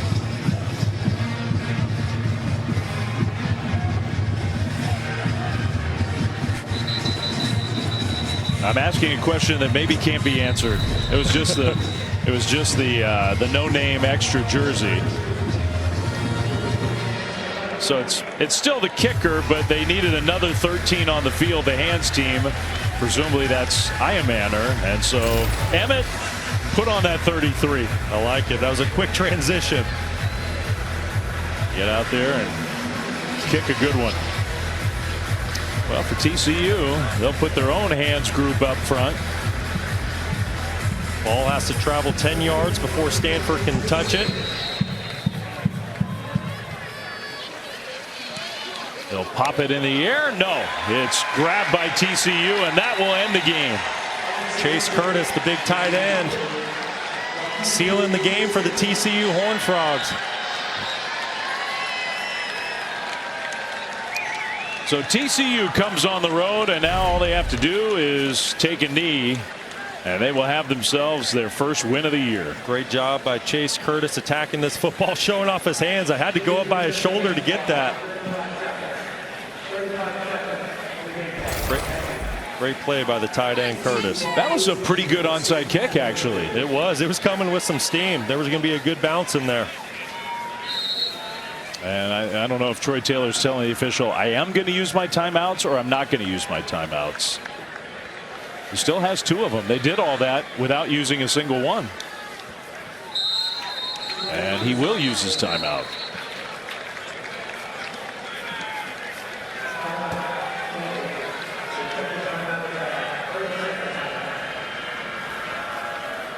Well, for Stanford, some things to build on. For TCU, a lot to get cleaned up. But I think you can see the glimpses of why TCU thinks this is going to be a much better year. No question. It was a very gutsy performance by the Horned Frogs on the road, traveling to the West Coast, different time zones, late start. Not everything went their way tonight, but when they needed to make plays, they did it. They did it on defense with that defensive front. Thought Deal played a fantastic game. Cooper played a fantastic game. The linebacking unit, Bud Clark, you know, that's going to be a unit to be reckoned with in the Big 12. And then offensively, you know, I really thought Josh Hoover, Savion Williams played good football tonight. You can see the potential with the offensive line. The tight ends made plays. Cam Cook, Trey Sanders. You know, the glimpses, like you said, they were there tonight, but it just wasn't consistent. But that is somewhat to be expected in week 1. And I like, you know, some of those newcomers that you rattled off. Some of those guys are going to be big-time players. I think so, and specifically Savion Williams, who's been with TCU now for a while. He's a senior, but he showed tonight that he can take over a game from the wide receiver position.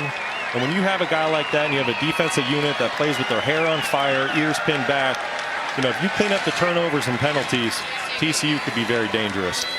So the Horned Frogs will watch the final seconds tick off the clock, and TCU will celebrate a season-opening win. Troy Taylor and Sonny Dykes, they've known each other for a long time. A spirited game here to start the year for these two teams. But in the end, TCU just too much in the second half. 34-27 final score. Yeah, valiant effort by Stanford tonight. Troy Taylor in year 2, very impressive battle. But TCU coming out on top. Josh Hoover was phenomenal tonight. Yes, he was. For Brock Osweiler, Stormy Bonatoni, our whole crew, Dave Fleming saying thanks for watching this presentation of college football on ESPN. Horned Frogs win. Sports Center coming up next.